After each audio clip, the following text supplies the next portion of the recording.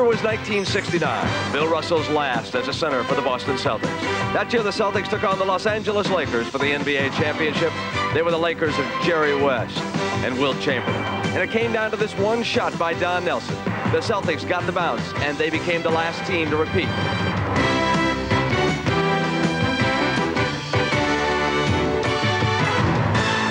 A year ago, it was the Lakers and Celtics again. Los Angeles was spectacular, but Boston was timely. It was a series that featured everything: hustle, determination,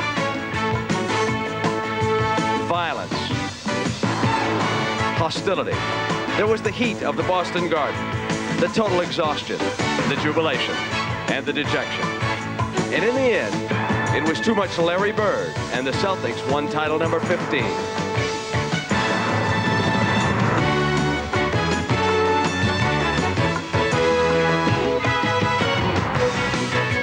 Welcome back to Memorial Day on the banks of the Charles River in Boston. It's the NBA World Championship Series, and one more time, it's the Celtics and the Lakers.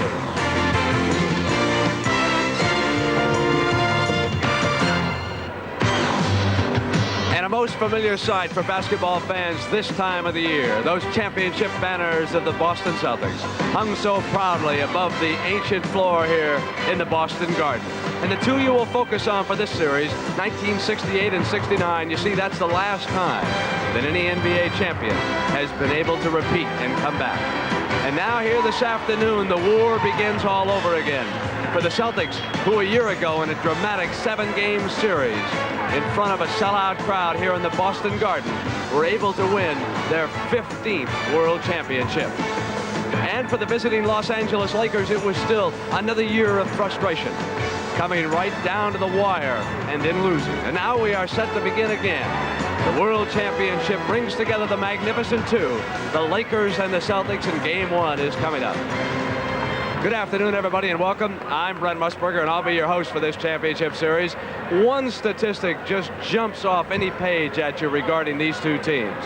They call this one of the greatest rivalries in all of sport, the Celtics and the Lakers.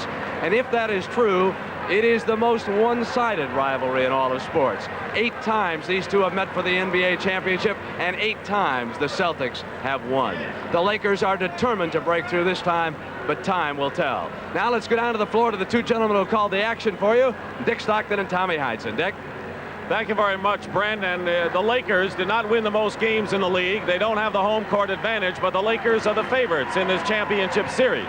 But the jury will be out on them until they prove that they can stand up to the intimidation factor that the Boston Celtics are about to put on them. There will be a confrontation sooner or later, and how the Lakers react to that will tell much about what fate lies for them. As far as the Celtics are concerned, it's going to be a test for their Iron Men starting lineup. Most of them will go 40 minutes or more, and the question for them, with a weakened bench, can they handle a grueling series against the Lakers with a starting 5 who will play most of the way? My partner, as usual, is Tom Heinsohn. How do you look at this series, Tommy? Well, Dick, I consider this a classic of contrast of styles, much like the heavyweight championship fights between Muhammad Ali and Joe Frazier. The Lakers are like Muhammad Ali. Use the feet, jab at you, and then try and beat you with a flurry of fast break baskets. The Celtics will go to the body, get their inside game going, mainly on the offensive boards. I think it's going to be a classic series and one of the greats.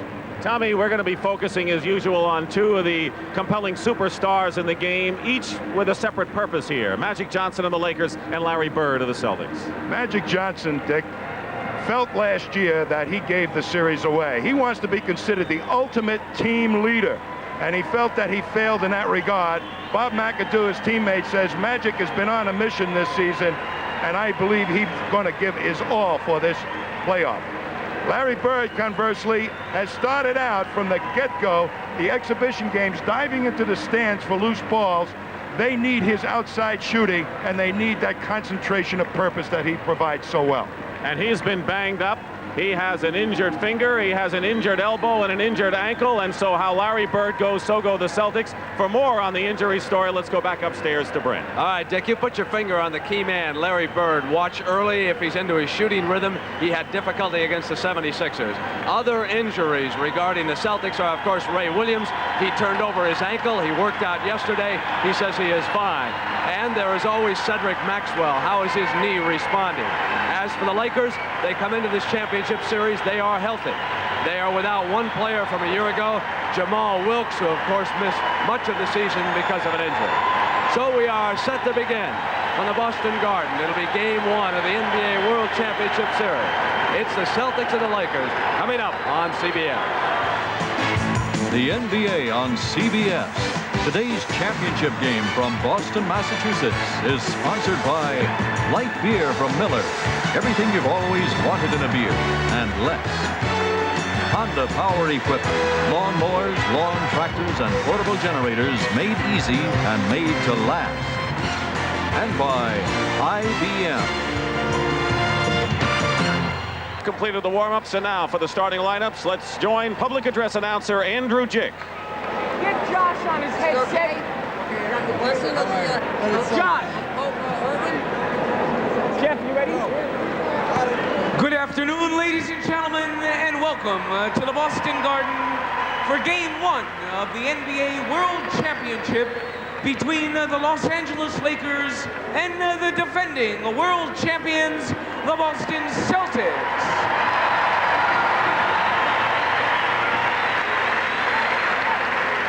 And now, let's meet the Los Angeles Lakers.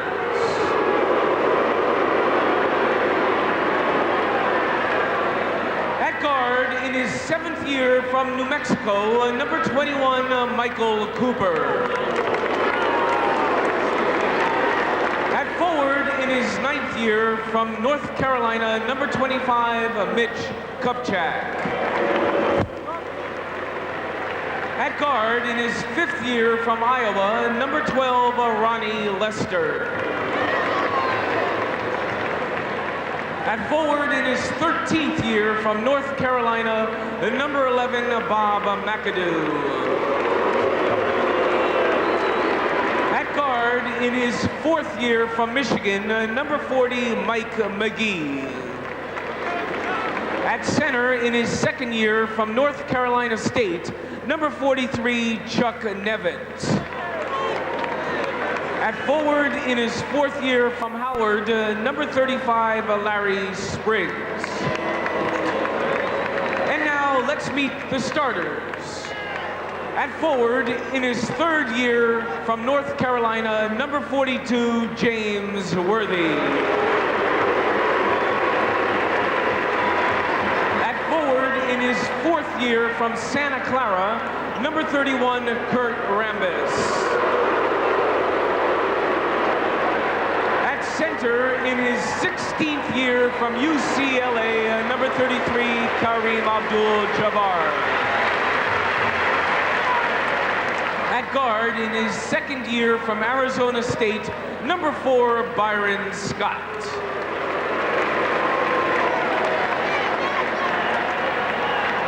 At guard, in his 6th year from Michigan State, number 32, Magic Johnson.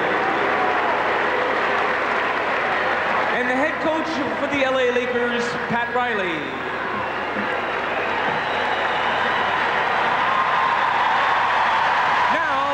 Meet the defending NBA World Champion Boston Celtics.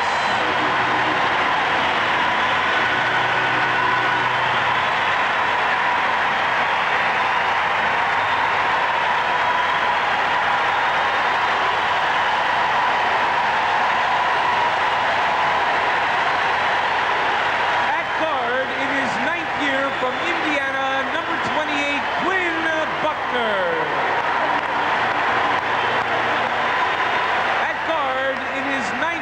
From Guilford, number 30, Carr.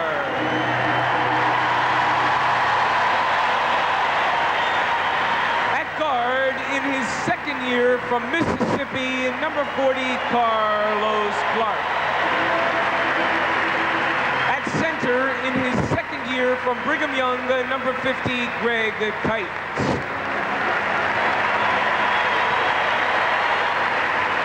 Forward, in his 8th year from North Carolina Charlotte, number 31, Cedric Maxwell.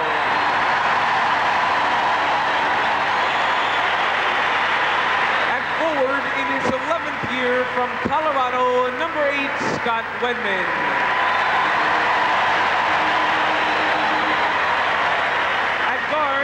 8th year from Minnesota, number 20, Ray Williams.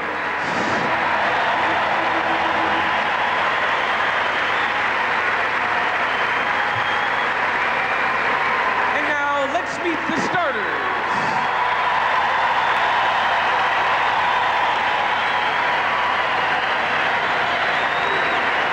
At guard, in his 9th year from Pepperdine, number 3, Dennis Johnson.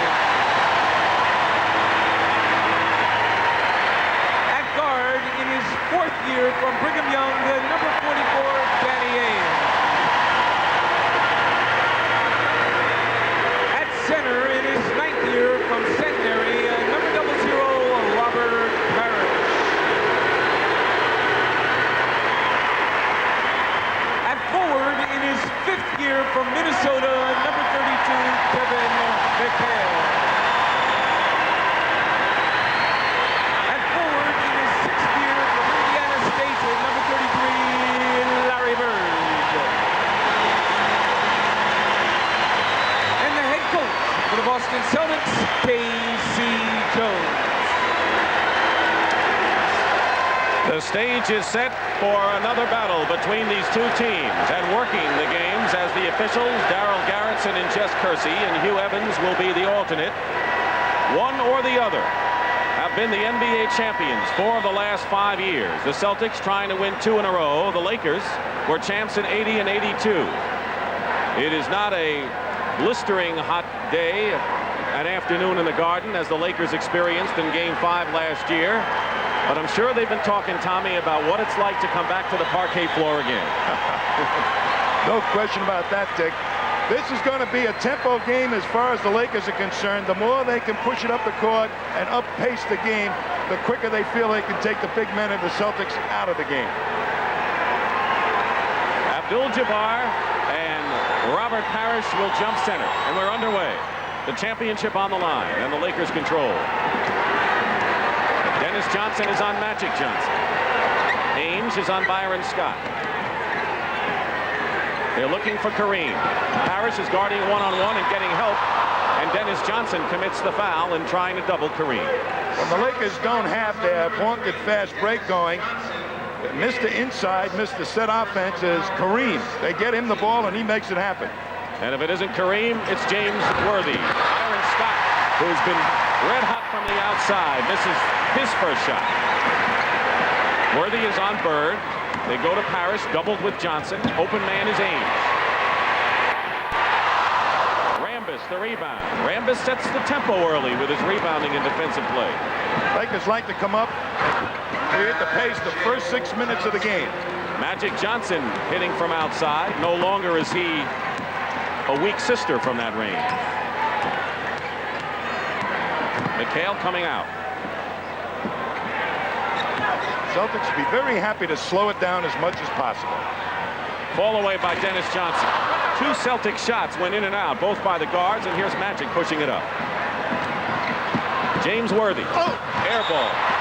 And a loose ball foul has been called against the Lakers. And it is on Byron Scott. First foul of the ball game. I'll tell you, the Lakers are not pushing it up as hard as I've seen them in the past for an opening game. Well, they have less than 2 minutes going by. They usually come out steaming on the fast break. Kareem up high to meet Robert Parish. They're going to go low to Bird. Double team with Scott, tripled with Magic Johnson. Bird has to get rid of it. 3 seconds on the shot clock. McHale gets it.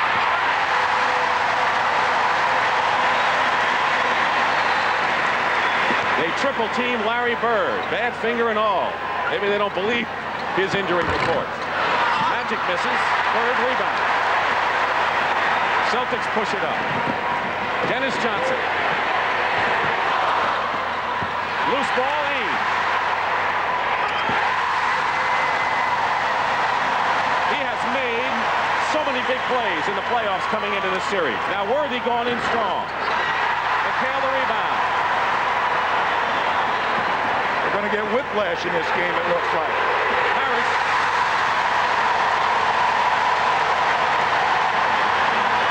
No foul. Johnson hit the floor. Magic Johnson is fouled from behind. The basket will count. Danny Ainge tried to knock the ball away, and Magic is on the verge of a three-point play. Ainge gives him another dimension from the inside. He'll help out on the boards, and they need this kind of help to overcome the loss of Maxwell.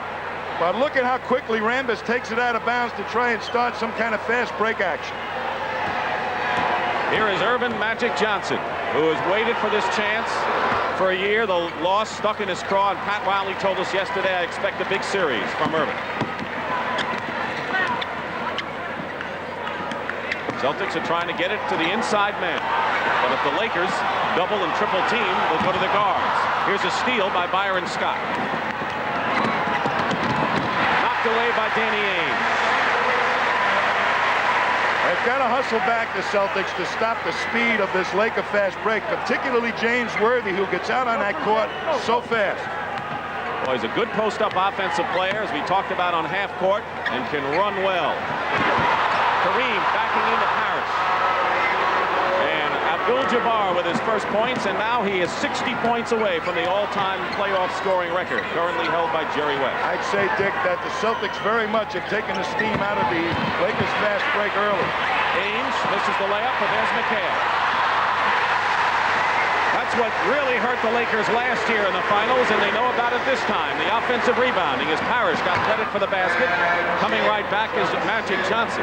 Johnson has 7 of the Lakers' 9 points. Lakers look tentative, Dick. Well, they remember the scene of the crime. It was here at Boston Garden.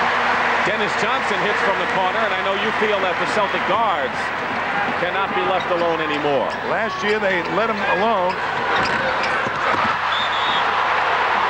Loose ball foul against Los Angeles inside, and it's against Kareem, his first. When they don't have the fast break going, Kareem gets the ball and usually makes something happen, either with a sky hook or a pass for a layup to somebody else. 8 minutes and 12 seconds to go, first period. Bird. Rambis might have gotten a piece of it, and here's a 3-on-1 break, 2-on-1. Worthy swoops in, but misses the shot. Coming back the other way, all the way, Danny Ainge. Intercepted. Bird. Bird for 2. And another offensive rebound, this time by Parish, knocked away by the Lakers, who trail by 3 with 7:40 to go in the first. Celtics look very much prepared to stop this Laker fast break, Dick. Scott, top of the key. This is his second shot.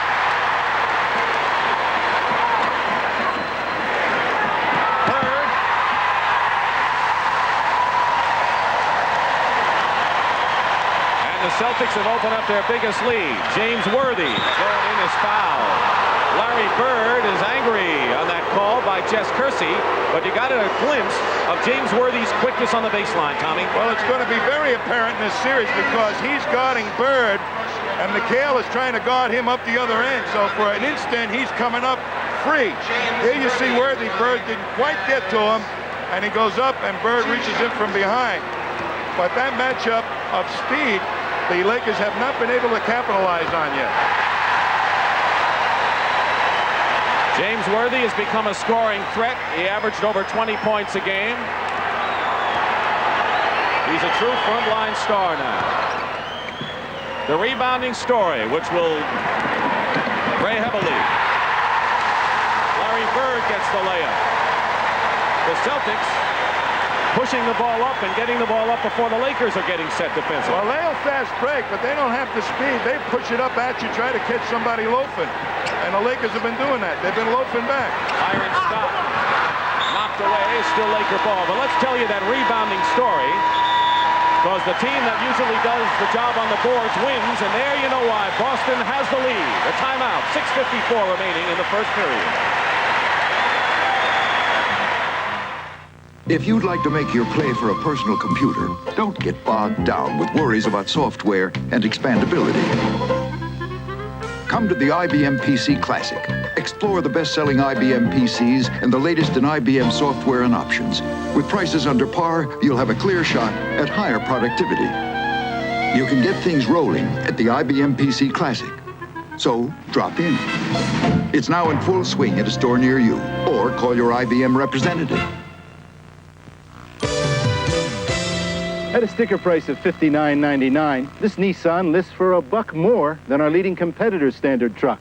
But look what you get for your buck. A bigger engine, bigger payload, a 5-speed, steel-belted radials, welded double-wall bed, all for $59.99. Nissan, it's a lot more truck for $1. 8.8% financing will save you lots of bucks on any new Nissan truck. The rate is great. The name is Nissan. The essence of hitting. George Brett. Some guys say it's the rhythm, reading the pitch. For me, it's a feeling that says I'm going downtown.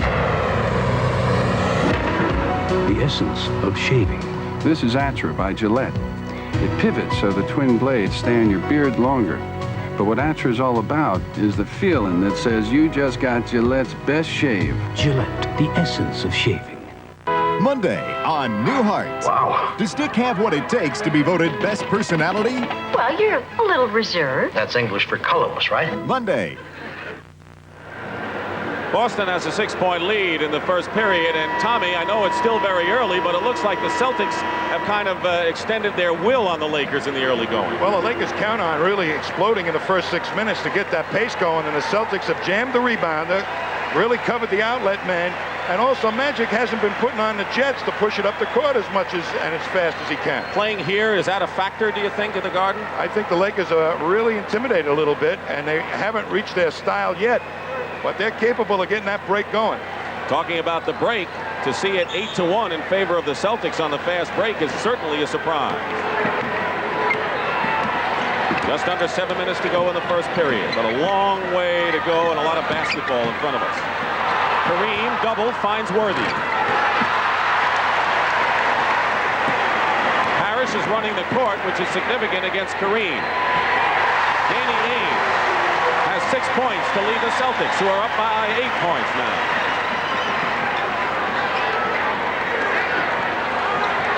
Kareem, skyhook. And Parish winds up with it. Well, they had 2-on-1 rebounding that time, the Lakers, and still couldn't hold on to the ball. Ainge again.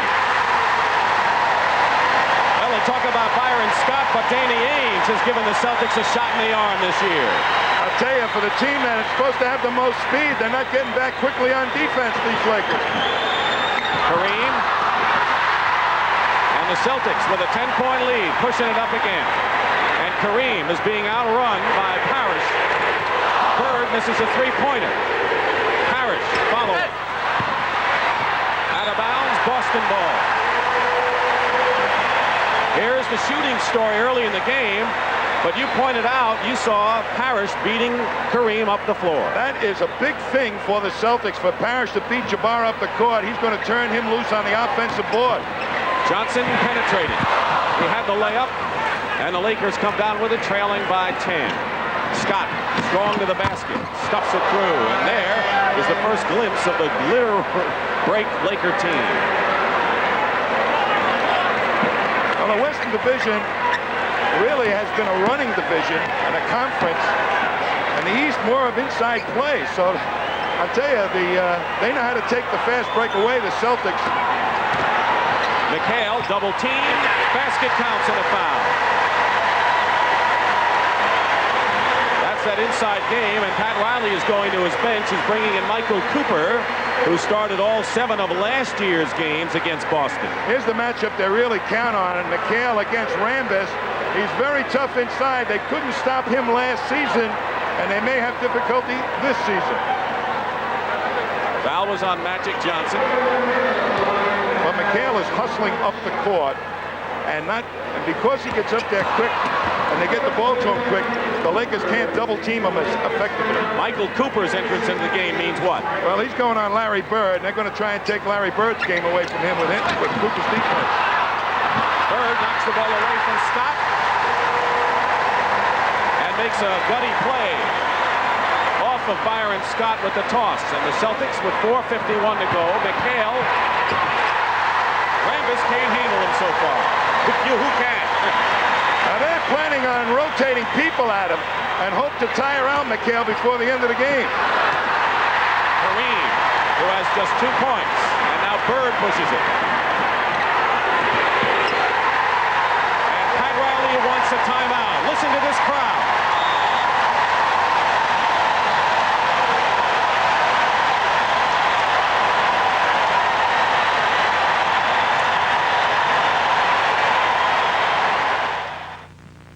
If you lived in a perfect world, you'd cook on something very like the Weber One Touch. It would give you perfect barbecue flavor because it would circulate heat like a convection oven to keep meats juicy. It would last for years, and it would clean itself with just a touch. Of course, you don't live in a perfect world, but you can cook on the perfect barbecue, the Weber One Touch. From the biggest name in your backyard, Weber. Water beating on your car means your wax is still working. In tests, rain dance keeps water beating long after the other leading wax falls flat. Use longer lasting rain dance and you won't have to wax so often. I like Krylon spray paint. Look, Krylon goes on smooth, professional. 12 minutes later, Krylon's dry to the tackle. An hour later, the other one's still wet. Krylon for a smooth, fast, professional finish. We just found out that Booby here drinks the same beer as me, Corky, Sparky, Buck, and Boom Boom. Light beer from Miller. Now, Booby, Buck, and Boom Boom like light because it's got a third less calories than the regular beer and it's less filling, while Corky and Sparky drink it for the great taste. So Boom Boom, Buck, and Booby don't necessarily drink it for the same reason as Sparky and Corky. They all agree that light's the best beer to buy. Isn't that right, Booby? You bet, Boom Boom. Right, Buck? You got it, Corky. What about that, Sparky? You said it, Boog. Light beer from Miller. Everything you always wanted in a beer, and less. This one's for the national title. CUSC take on intrastate rival Pepperdine for the NCAA Men's Volleyball Championship Saturday on... No one can seem to match up with. Well, all three of the white jerseys are outside the three-point line. That opens up for one-on-one situation underneath McHale against Rambis. Tough matchup for Rambis, for anybody in the NBA. And watch now, Kareem comes over, not quite quick enough. And had McHale missed it, that would have given Robert Parish perfect offensive rebound position. That's the way the Celtics try and kill you, either with easy baskets or easy offensive rebounds from the weak side. Bob McAdoo has come in, so Pat Riley is going to try and take advantage of a Celtics weakness at the bench. McAdoo is a prolific scoring threat coming off the bench, and a man that the Celtics can't really match off the bench. They may need McHale on it. 4:18 to go. Magic Johnson banks it in, and Irvin has 9 points in the game, and he's the only one shooting with any kind of accuracy. Dennis Johnson is walking it up. They're not forcing the pace. And they go right at Bob McAdoo. They're going to work that matchup until the Lakers do something serious about it. Michael Cooper commits the foul, his first, and the fourth team foul against the Lakers. One more, and they're in the penalty. 4 minutes to go in the first period. It's been all Celtics. They're up by 12, by 14. 26 to 14 now. Their biggest lead was 14. That time, Jabbar got down there quick enough. The Lakers don't like to play the half-court game. Magic misses. Ainge with the rebound. McHale posting up against McAdoo. There he goes. LA has a chance to run, but Byron Scott throws the ball away to Dennis Johnson. Bird finds McHale. No basket, the foul before the shot, but it's the 15th foul on the Lakers, and Kevin McHale will go to the line and shoot two. Are the Celtics really sitting on the outlet pass? They know that Magic Johnson is usually the guy that the Lakers try to get the ball to, and look, Dennis Johnson just sitting there waiting for it, picks it off, and up he goes, and the Celtics have an opening of their own. James Worthy comes back in the ball game. He has scored one. The Celtics have not gone into their bench as of yet, with 3:23 to go in the first. And a 12-point lead for the Boston Celtics, and Casey Jones, who had a birthday cake presented to him at midcourt Saturday afternoon by the team. Casey Jones said, this series is not a question of life or death. It's more important. He's got a sense of humor, of course, a quiet one. Kareem. Gets his aim on the hook. Second basket. But the Celtics have taken a little push out of their push-up game, allowing more of the Lakers to get into the defensive flow. Ainge on a feed from Dennis Johnson. Took too many steps.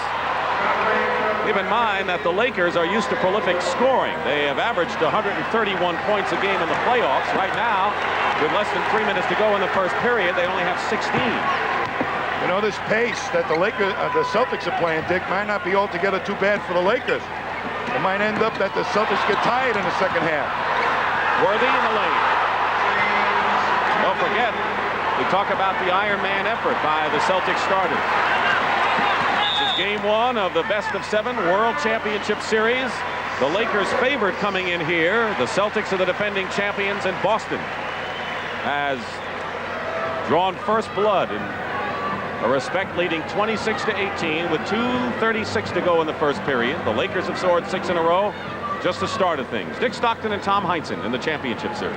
Well, the Lakers, although they didn't come out and pace the game the way they always like to, I think are very much still in this game because the Celtics pushed it up and ran. And I think some of the stamina factor that will develop, the Celtics getting tired, may develop to the Lakers' benefit in the second half. Well, I would think that the Lakers being down by 8 points in the first period is not catastrophic for a team that can go on a pretty strong run and pile up the points on the fast break. But I think we're going to see streaks in this series throughout. And right now, Boston has drawn the first blood. Turn up the heat. They like it in Boston. They don't like it so much on the Lakers side. Of course, LA looking for their first success ever against the Celtics in the championship series, and it's been all Boston.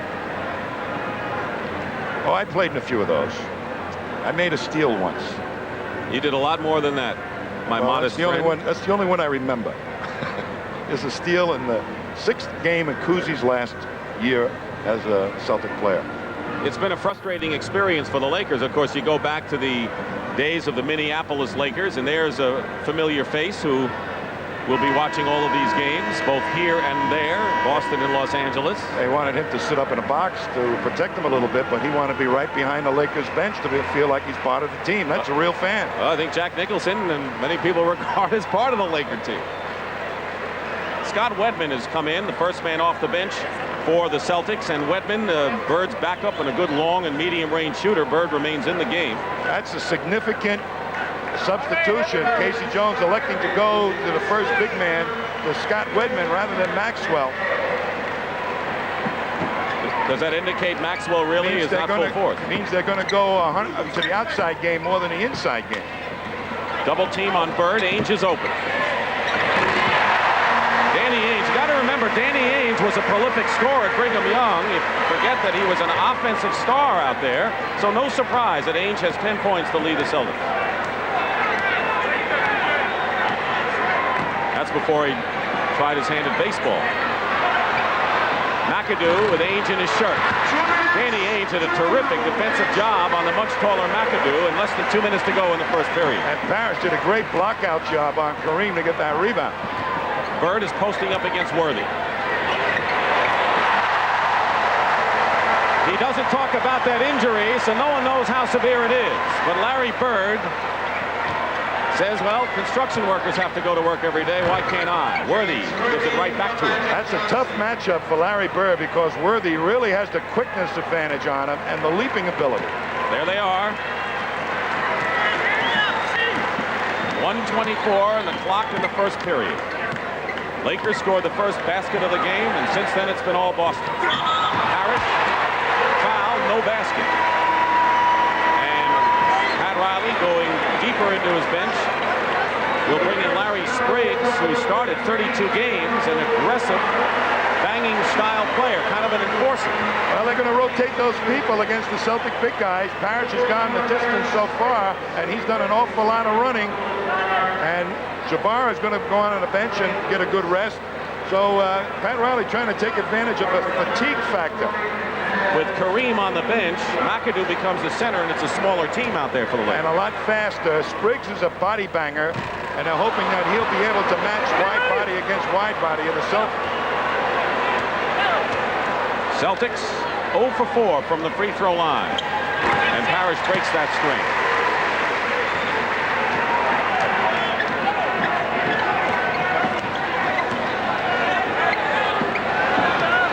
guarding Spriggs.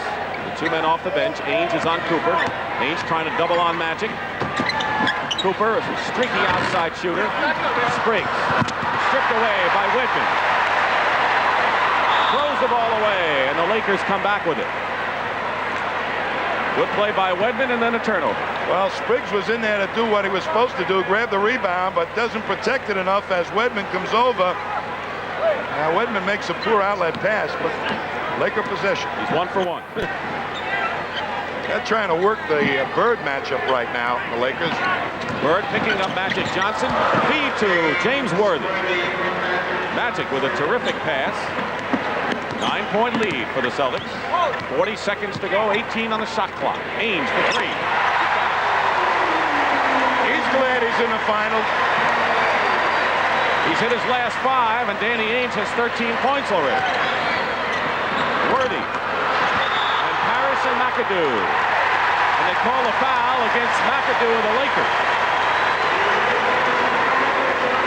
Here's what they're trying to do to Bird. They're trying to really direct their offense at him. There's a little pick and roll. Bird has to switch and turn Worthy loose, and a great pass back to Worthy. An easy hoop. Well, Bird really under the gun defensively. One of the favorite ways to try and take the points away from an offensive star is make him play a lot of defense, and the Lakers are trying to do it now. Parish shooting 2. This man being in the ball game at this point, however, leads me to believe that Casey doesn't have too much faith in Greg Kite. Somebody's going to end up having to play a refreshed Jabbar. 36-22, and that matches the biggest lead the Celtics have enjoyed. 11 on the shot clock. Dennis Johnson against Magic Johnson, picked up by Parish, and a pick and roll. McAdoo with the basket. Well, the weak side of the Celtic defense are not alert to those possibilities to pick the ball off. Ainge, 1 second. And count. What a first period for Danny Ainge, who has been averaging 11 points in the playoffs, but has 15 after 1 period, and the Celtics have a rousing lead after 1.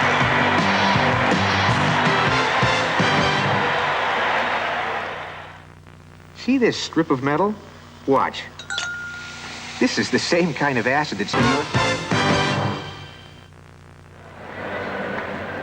After 1 period, the Celtics are leading by 14, and that 38 is a surprise for Boston. That's what the Lakers have been scoring with regularity in the playoffs. Danny Ainge having a superb first period. 15 points to lead all scorers, playing a fine defensive game. And don't forget, he moved into the starting lineup when Gerald Henderson was traded to Seattle, and he has delivered indeed. But this is a low score for the Lakers. What about the Lakers at this point? Well, they might not be in as bad a shape as you think, because Parish is still in that ball game, and he is going to be getting very tired as the game progresses, while the Lakers are resting Kareem Abdul-Jabbar.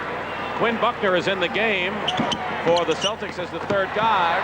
He finds McHale. The basket counts and a foul. Boy, McHale is just tough for everybody. But with Buckner in the lineup, Tommy, that proves that maybe Ray Williams isn't ready to go as a third guard. I would think that's a point, too, but they threw a little 1-3-1 defense at him, and the Celtics picked it apart very easily. When you get layups against that type of defense, you better not use that defense too often. 3-point play by McHale. 17-point lead. Spriggs with Worthy, Cooper, Scott. McAdoo the center. Worthy in the lane a long time. And it'll be a Boston foul on Scott Wedman. Ray Williams is off the bench.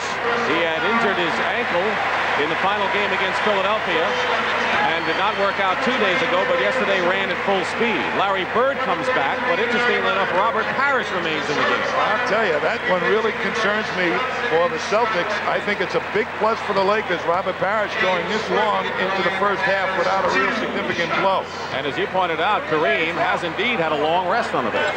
They rely on Robert Parish to hustle his tail back to protect against the fast break because Kareem doesn't run a lot.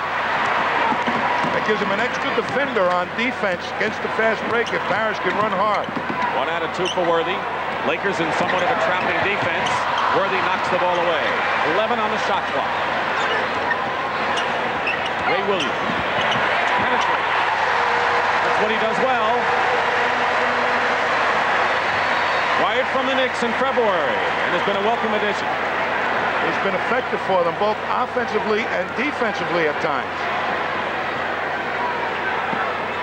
Buckner is on Scott. Good defensive player is Quinn. McHale picking up Cooper on the switch. That means Ray Williams is on Worthy, and they want to take advantage of the matchup. Cooper misses, but there's Worthy. Bird gets the rebound, and the Lakers had a golden chance there inside. Didn't convert.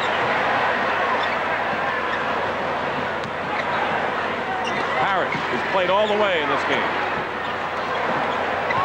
Gets it back from Ray. 11 for Robert Parish. 20-point lead for the Celtics. They're running it up on the Lakers in this first half. And Worthy steps on the line in Celtic ball. Without Magic in the ball game, Dick, the pace of the game for the Lakers has really slowed down. Kareem is off the bench. He'll be coming right back in. 2 minutes gone by in the second period. Color this game green so far.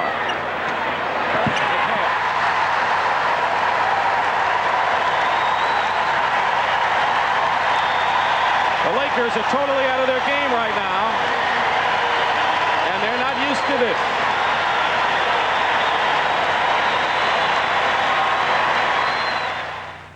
Legends of the end.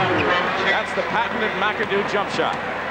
I tell you, Parish has beaten Jabbar up the court every single time.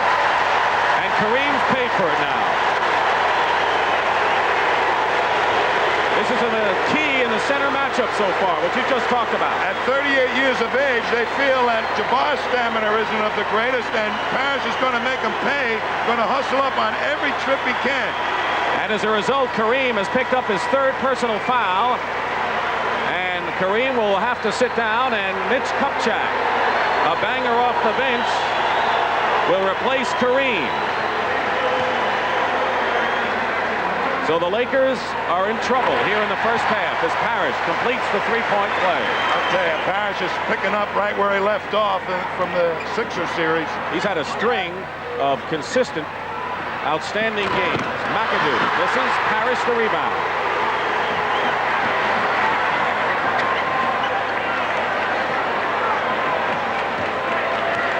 .35 remaining in the first half. The Celtics with a huge lead.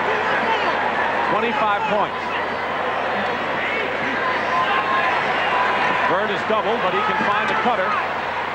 Buckner with 1 second on the clock.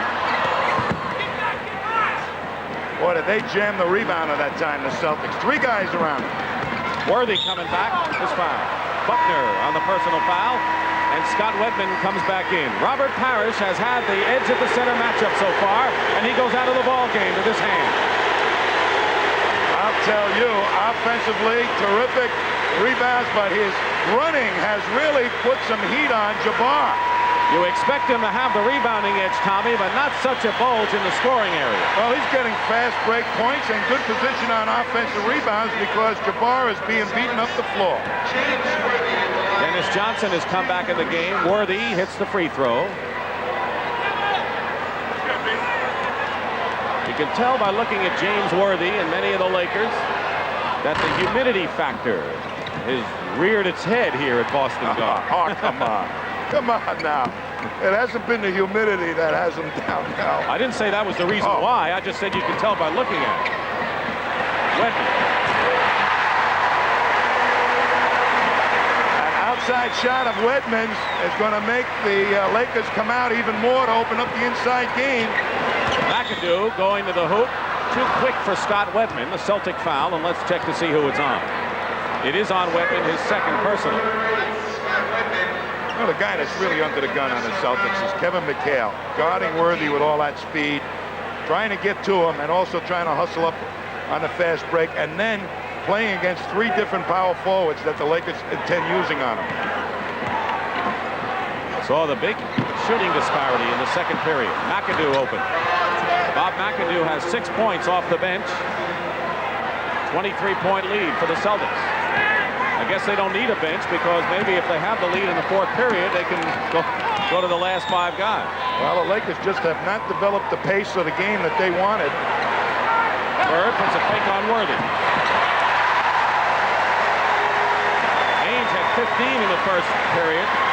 They want to make Bird put it on the floor, but not let him go for layups.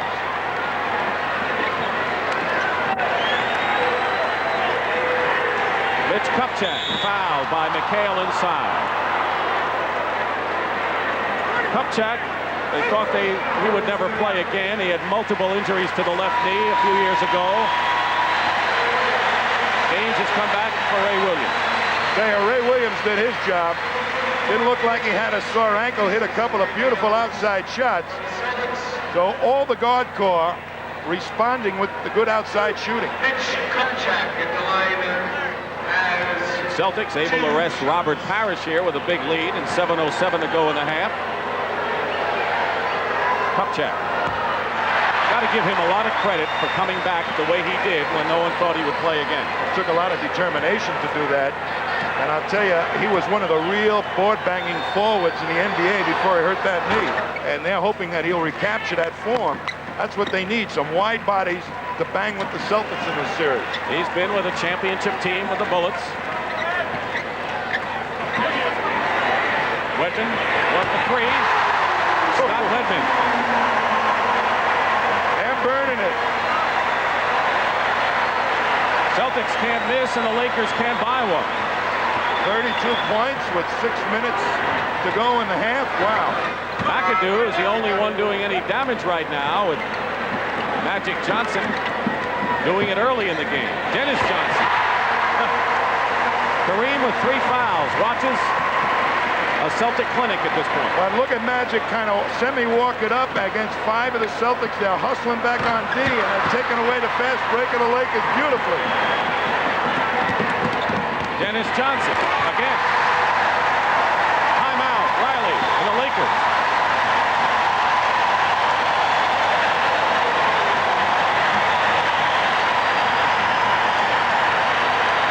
And the Celtics have hit 10 of their last 11 shots. At 63-95, you could like the all-new 1986 model. Eastern here at Boston Garden between these two teams. Tommy, how do you think the Lakers feel coming from the Western Conference playoffs to this? Well, that is such a fast-breaking division out there that they're not used to the body contact and the jamming underneath the boards, and they've been running that break free and easy, not really having to force to get it going. And here the Celtics are really gotten physical again, and look at Nicholson's reaction to the stopping of the fast break. Yeah. Oh, big yawn. The yawn. Tell you, this has got to be a shock for the Lakers. Absolutely. They were really forcing their style on everybody they played until they just started in this ball game. Wow. Nearly halfway through the second period. Lakers are shooting 38%. They established a record shooting-wise this year. Turnover, Dennis Johnson, the Bird. Long range, short. Kupchak the rebound. And here's Magic Johnson. Ainge getting in his way. Good move by Irvin Johnson, who has 11 points and leads the Lakers.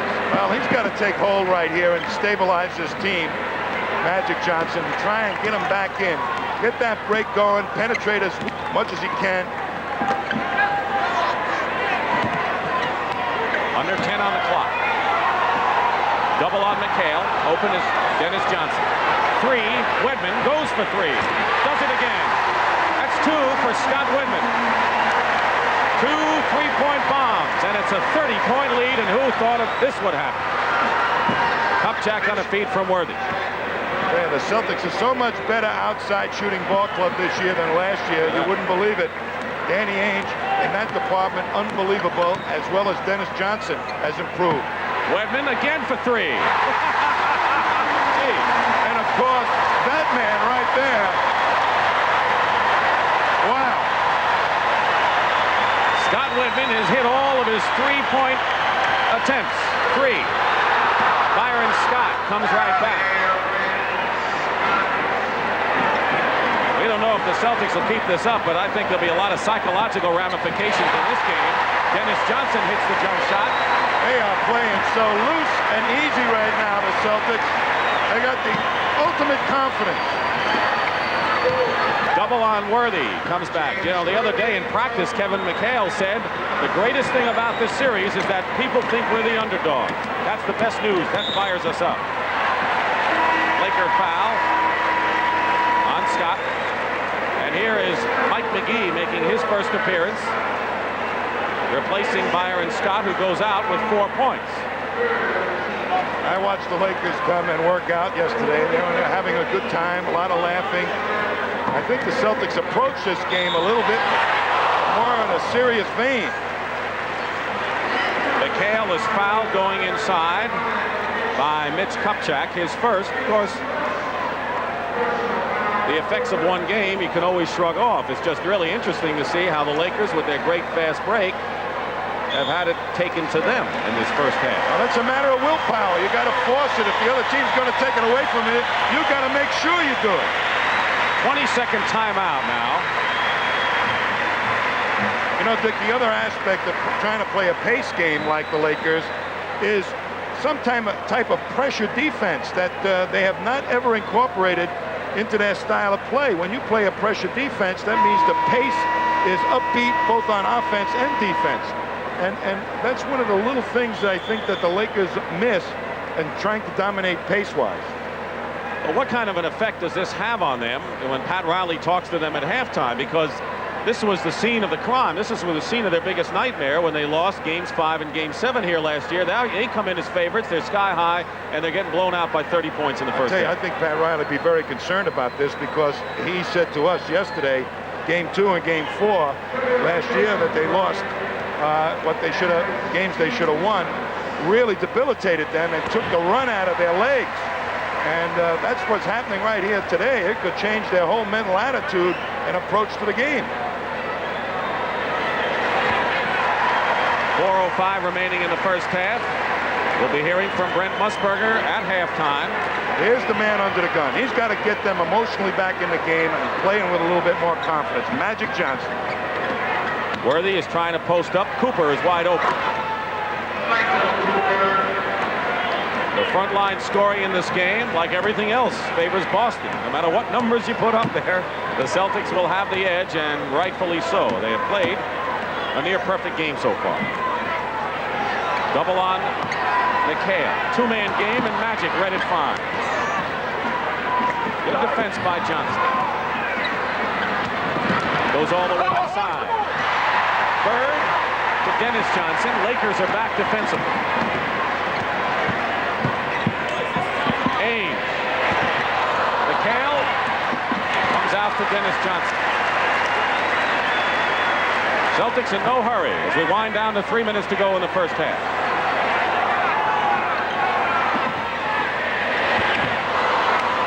Kupchak controls the rebound.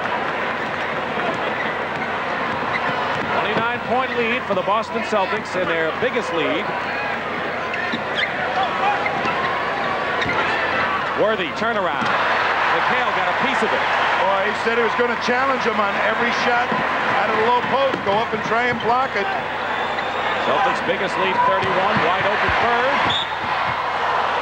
And he's fouled. Here's Larry Bird with all those injuries. Has a wide open shot. But he says, I'm going to go in there and challenge and draw a foul if I can. Says something about it. Timeout.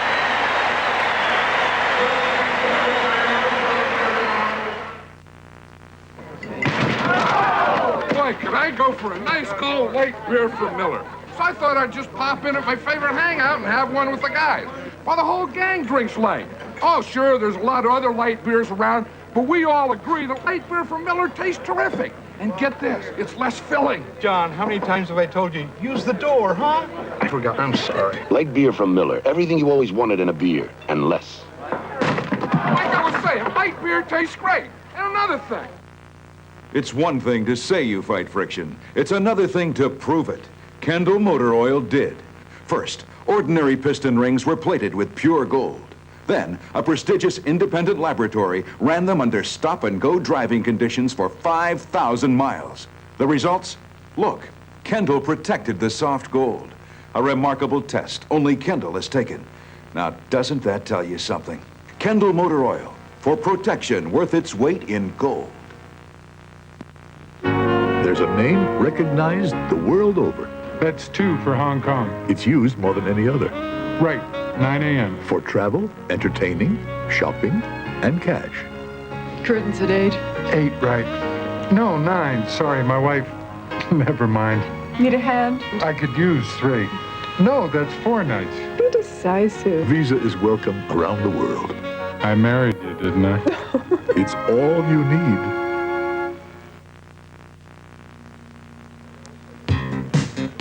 Coming up at the half, they're lining up to see who will be our Coach of the Year and our MVP award winners. And Magic will tell Pat O'Brien why this year's series could be one of redemption. That's what makes it special, because the guys are winners, and they want to come back. And our special live guest will be the president of the Celtics, Red Auerbach. Well, Brent, I hope he doesn't light that cigar too early. When was the earliest you ever saw a red light one of those, Tommy? Usually in the fourth quarter sometime, but this could be over at halftime, but I doubt it. I'd say this, that the Celtics have thrown their best half that I've seen them play in playoff competition a long time at the Lakers at just the right time to psychologically affect this series. It's going to take a nice halftime talk by Pat Riley to get his team's heads back into this game and the series. Danny Ainge with 15 is the Celtic high scorer. Parish has 14, McHale 13, and the Celtics already have 5 men in double figures. Kupchak, guarded by Larry Bird. Mike McGee has been a point-a-minute man this year for LA. Magic. 4 seconds on the clock. Worthy misses. Wedman gets the rebound.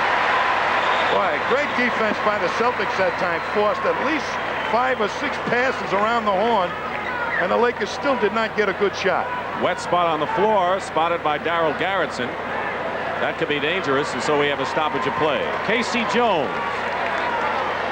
11 championship rings as a player, an assistant, and a head coach, trying to do what his buddy Bill Russell did, coach back-to-back world champion. I'll tell you, he came up with a great defensive plan to beat the Sixers, and it looks like he's done it here in this Lakers series. 2 minutes to go, first half. Bird from Dennis Johnson. That looks like the old Magic Johnson to Jamal Wilkes play that we remember with LA, and the Celtics have established a new playoff first half record. Broke their own against the St. Louis Hawks 25 years ago. Magic misses. Worthy, he's worked hard, hasn't he, for the Lakers? He's worked hard. He's got to give him the inside game now that Kareem is on the bench. Kareem on the bench with 3 fouls. McHale. Out of bounds. Still Celtics. What a great rebound by Bird that time. Watch Bird now rub his man off to the right of your screen, and Cooper was trying to play him to the outside for the jump shot, and Bird and DJ connected. Bird. And Michael Cooper brings up a 4-on-3 break. For LA, Worthy. And a loose ball foul against the Lakers. And now, Greg Kite, who's in his second year from Brigham Young, and a big bulky player has come in the game, and Kevin McHale gets this hand as he goes to the bench with 13.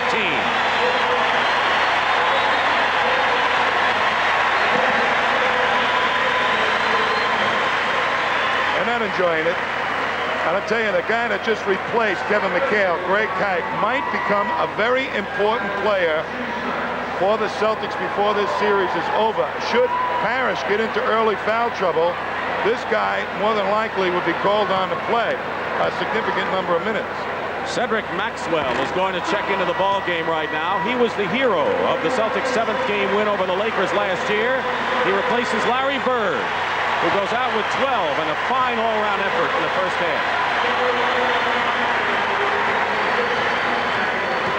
Celtics have set a record with 77 first half points, breaking their own mark.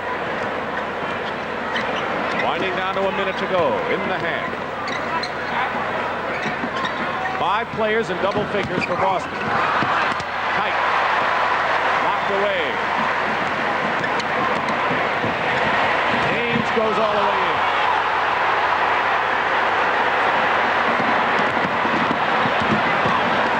McGee gets free inside and is fouled.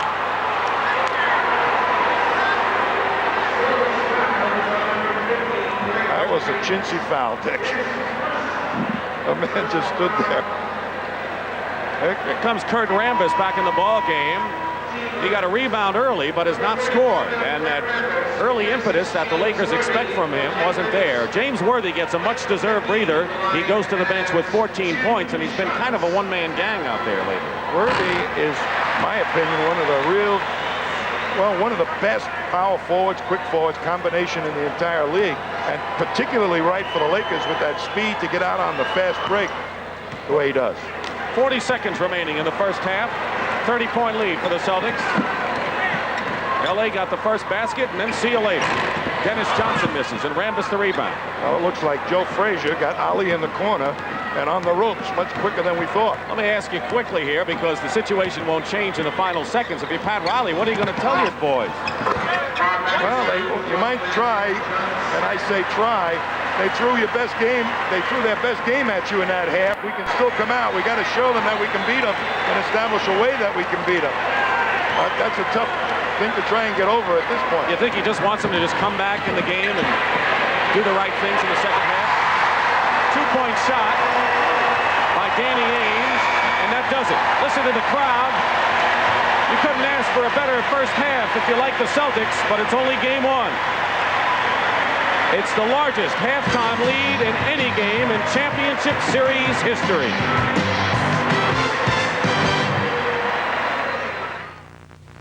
Okay, gang, let's take on the tough stuff. And now is the blowout as far as the Celtics are concerned here in the first half of game 1 of this NBA World Championship Series. 3 things stand out. When the Celtics hit them with that staggering blow early in the game, every important rebound was picked up by a Celtic. Number 2, defensively, they said to the Lakers quickly, you must play a half-court game. That's not the kind of game the Lakers excel at. Number 3, the Celtics' backcourt is vastly superior to what it was a year ago. Danny Ainge showing us that here in the first half. Now, for the Lakers' point of view and what they might do in the second half, let's go down to the floor now, and here's Pat O'Brien. Pat? All right, Brent, thank you. I'm standing under the scoreboard here, and this score is glaring out at the Lakers, but there's another stat that glares out at them, and that is that 8 times these 2 teams have met, and all 8 times the Boston Celtics have gone home with the championship trophy. The Lakers feel that this should be, at the very worst, 7-1. They are still stinging over last year's loss, and so this year's championship series becomes as much redemption as it does winning. And you know that we're number 1. In 1982, Showtime had arrived. In fact, they were predicting that this Laker team would be a dynasty, that the sounds of number 1 would ring in Los Angeles for years to come. But the next year, Philadelphia swept LA. The show would close down. And then there was last year. The conventional theory is the Lakers could have embarrassed Boston. Instead, the team looked on as Boston embarrassed LA. It's over. The Boston Celtics are the NBA World Champions. One of the problems with playing basketball in Los Angeles is that there is this love affair with box office success. It seems that the fortunes of a good movie and a championship basketball team are the same. Because when you have a failure, in the end, it's the stars that have to answer.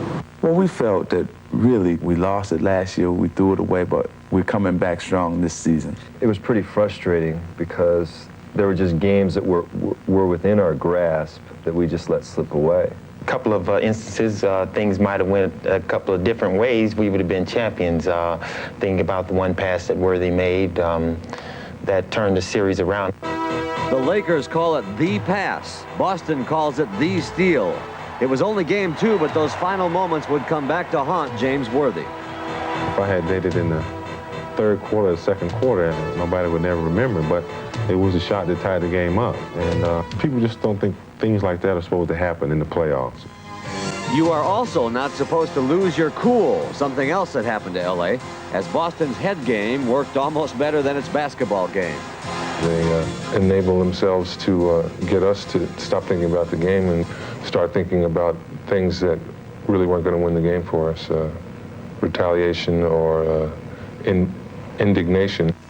And then there was the Magic Johnson Act, missing crucial free throws and those critical turnovers, which did in fact turn over the series. The one the critics and Magic couldn't forget was having James Worthy open and not getting him the ball in the final moments of Game 7. Those things always come back. You replay the game and you see him wide open and you say, man, and then you just wake yourself up, hey. For a full year now, this has been the LA cry, wanting Boston, but really wanting redemption. We really want to win it this year, and we're going to go out and play with all of our heart and all our desire, and hopefully that intensity will turn breaks into our favor this year.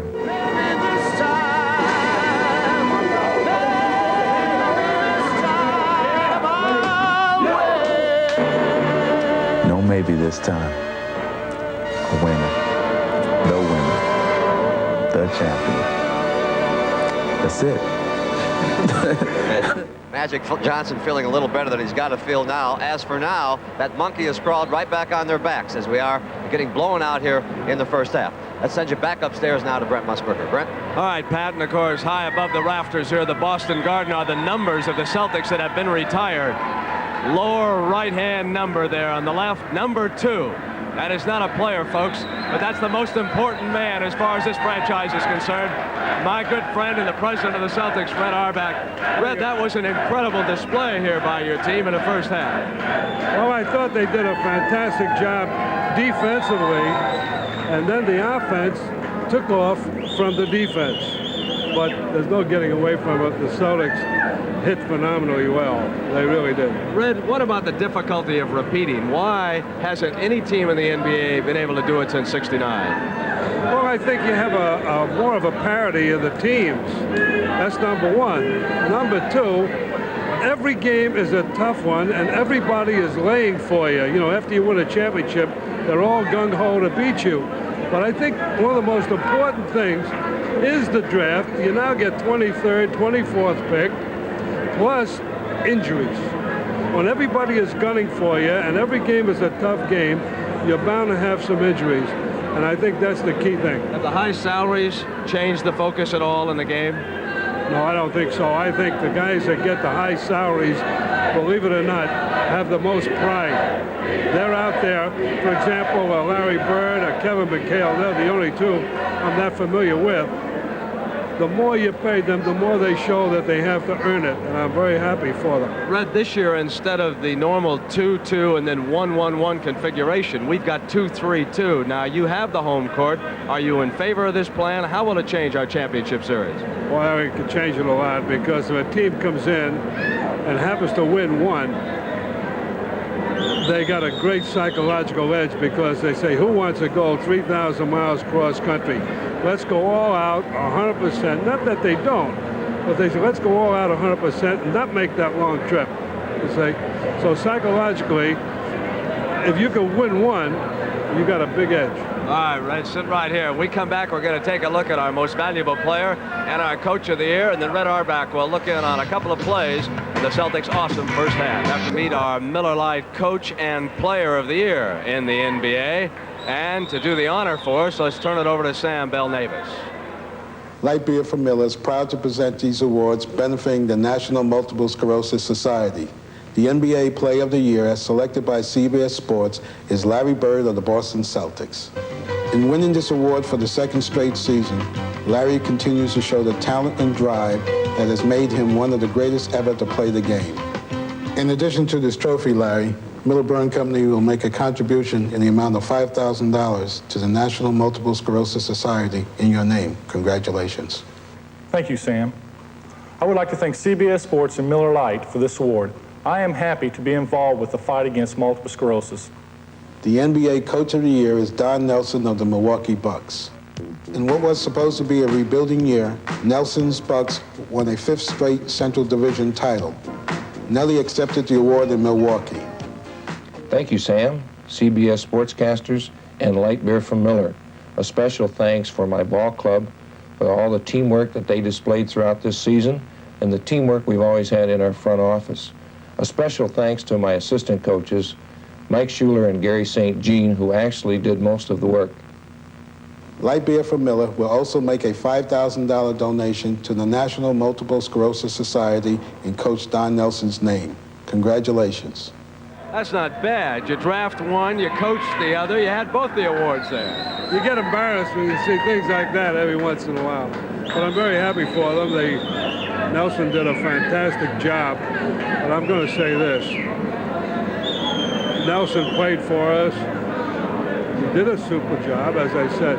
But for somehow or other, a guy like Casey Jones was overlooked. And when you have the best record in the league 1 year, and then you have nothing coming in out of the draft, and the following year you have the best record again, not to get any recognition. What have you got to do? Casey told me, he said, I don't care, just give me another world championship. That's right, that's right. Red, let's take a look at Danny Ainge. I thought he had a spectacular first half for the Celtics. Yes, he did.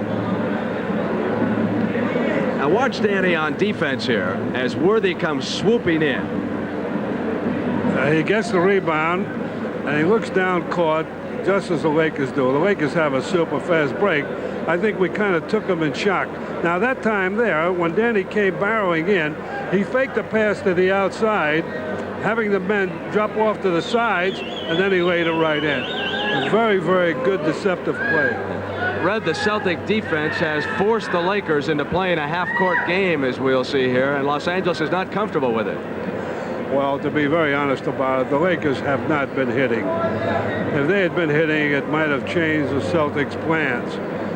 But they did play up on certain people, not giving them that shot. They'll let Magic penetrate if he could so do, and they would not more than double team Jabbar. They wouldn't triple team him where everybody is free and he could do what he so desires. When's the earliest you ever lit up the cigar?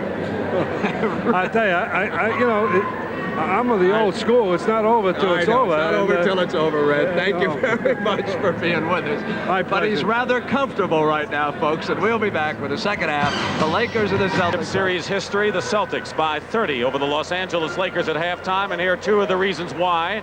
Red Auerbach talked about the Lakers not hitting. They weren't, but look at what Boston did to the tune of 62% and fast break points. And you could have put that in the book of the Lakers before this started. 21-8. Boston has the big edge. The leading scorers, James Worthy for the Lakers. He's worked very hard. Danny Ainge has been sensational in the first half with 17.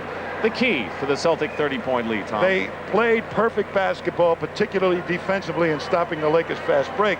They got over the rebounder, they got over the outlet man, and it allowed just enough time for the other defenders of the Celtics to get back and jam it up. Plus, Robert Parish hustling back gave him a 5-on-4 defensive advantage over offense. If you're Pat Riley, you say, look, let's just start like it's 0-0 and see what we can do in the second half. We lose, but let's get back into it. I'd be very concerned if I was Pat Riley to try and get these guys heads into this ball game and at least win this half and play the style of basketball he knows they're capable of. The big center matchup in the first half. Kareem was 2 for 6. Byron Scott was 2 for 8. Who expected 4 of 14? From Scott and Kareem, but that's the way it is, and we start out the second half. And they're up pressing a little bit, or at least trying to make them walk the ball up the court. Danny Ainge finds Parish. Celtics got a little cold toward the end of that first half. See how the Lakers start out here in the second. It's just one half of one game of this championship series, but it was decisively in Boston's favor. Magic fires it up. Good save by Dennis Johnson. Alley-oop doesn't work to McHale. But McHale had hustled up there. Working against Dennis. I'll tell you, Dennis Johnson really stops Magic Johnson's penetration. Yeah, but Robert Parish was sitting there waiting to help out on any penetration. A big key there in that first half defense. Kareem rarely misses from that close in. Parish has been sky high for the last 2.5 series. Dennis Johnson, he's in double figures. That makes 6 for the Celtics in this game. You know, I don't think the Lakers expected the Celtics to fast break as much as they have been and use those pull-up jumpers as effectively as they have been. Kareem will go at it again. Makes good on the sky hook. That's only the 6th point for Abdul-Jabbar. 38 years of age. A lot of stamina required to play a base game with a lot of muscle the way he's required in this series. Steal by Byron Scott. Will challenge Dennis Johnson. Good move by Byron Scott, and so far we haven't seen the Scott of this year yet. We will in the playoffs before it's over for sure. A lot of teams go down and double Jabbar and leave Scott wide open. The Celtics have elected to keep Ainge glued to him. Bird for 3. Forget about the inside game. The Celtics can just bomb away. Scott Wedman had 3 of those in the first half. And that's going to be a good sign for them come the second game. Scott inside. Parish another rebound. The game plan of the Lakers for the second game will be, let's take away the outside shot. Going to give a lot of passing room to the big guys of the Celtics. 2-on-1 break. Scott will pull up with it. Byron Scott. Look, Parish was right there to stop any penetration. And they're going to call a push on James Worthy as he helps Larry Bird up from the floor. Here's a little defensive intimidation. And watch Scott, McHale right there. He's a good shot blocker, but look how nicely all the bigs of the Celtics come and converge for the rebound. Things figure to heat up at Boston Garden Thursday night. Game 2 of this championship series. 9 o'clock Eastern, live right here on CBS Sports. Tom, the new format, 2-3-2, Red Auerbach had an opinion. What's yours about the... If I was a coach, I wouldn't like it, because you can potentially, with the home court advantage, end up losing the winning coach, the guy with the supposed home court advantage, end up losing the series before you ever enjoy the home court advantage. I don't know if I agree with that view. I know a lot of people feel the way you do. Well, I'm not paying. You don't have to agree with me. Larry Bird, off balance.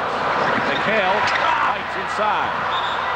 Those are kind of offensive rebounds that the Lakers are not going to allow the Celtics to get in this series if they're going to win this thing. If they keep allowing McHale to get in there, but he's really so nifty around the hoop, and those long arms goes over everybody.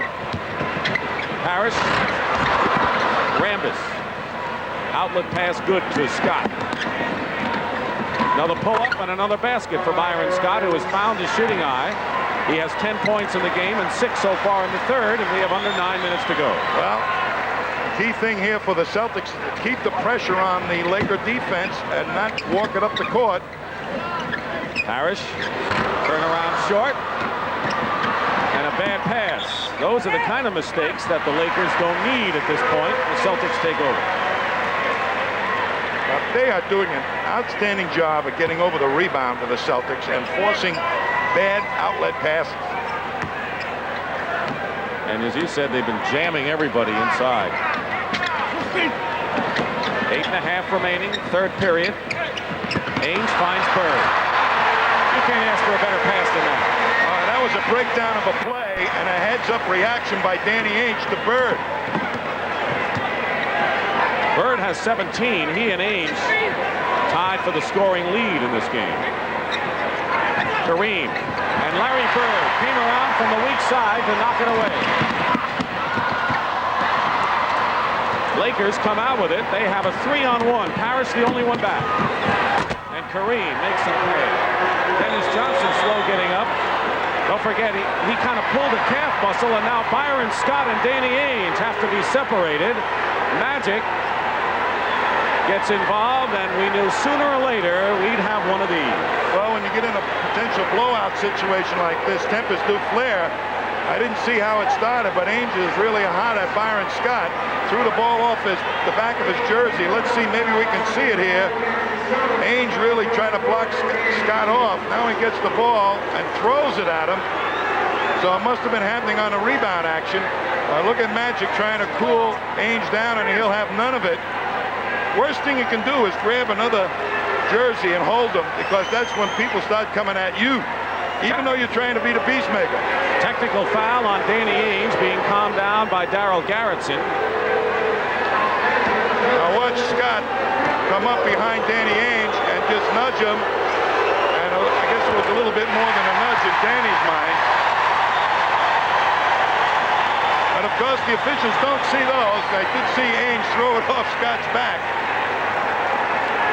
So Magic misses.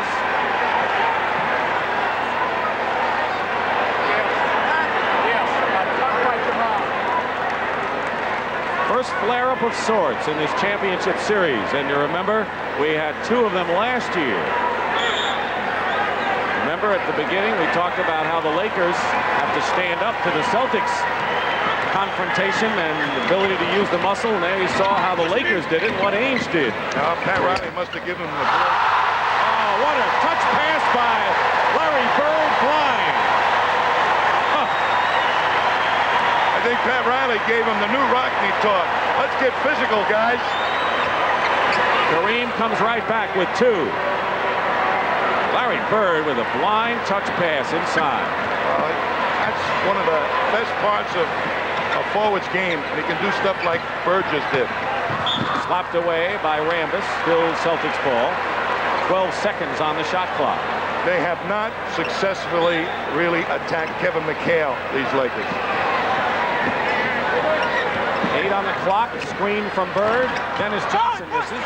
There is Ainge on the other side. Fires it.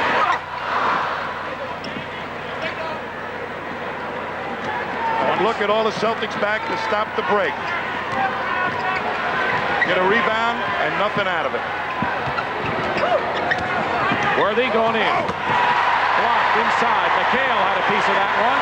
Credit him with the defensive play on Worthy. Dennis Johnson is limping.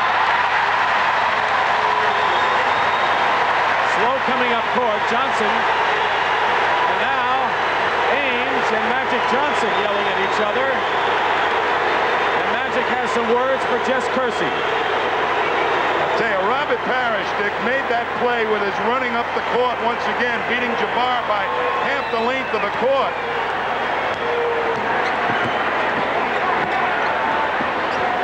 Magic Johnson. 13 for Johnson. Going inside. The basket is good by DJ.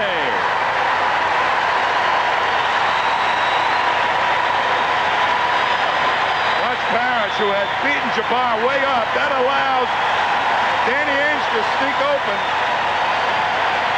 And watch this little fracas here, a little bumping.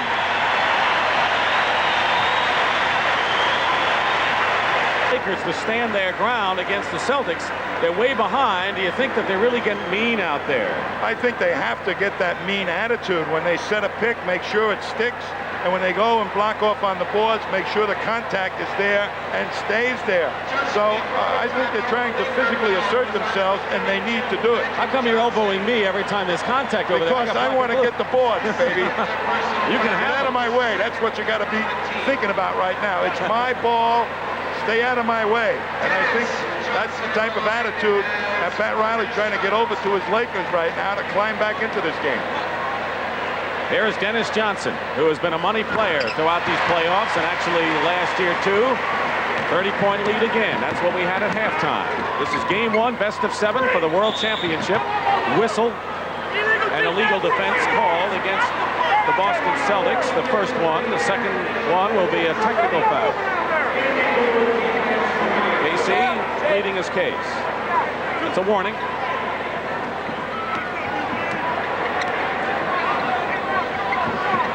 Worthy.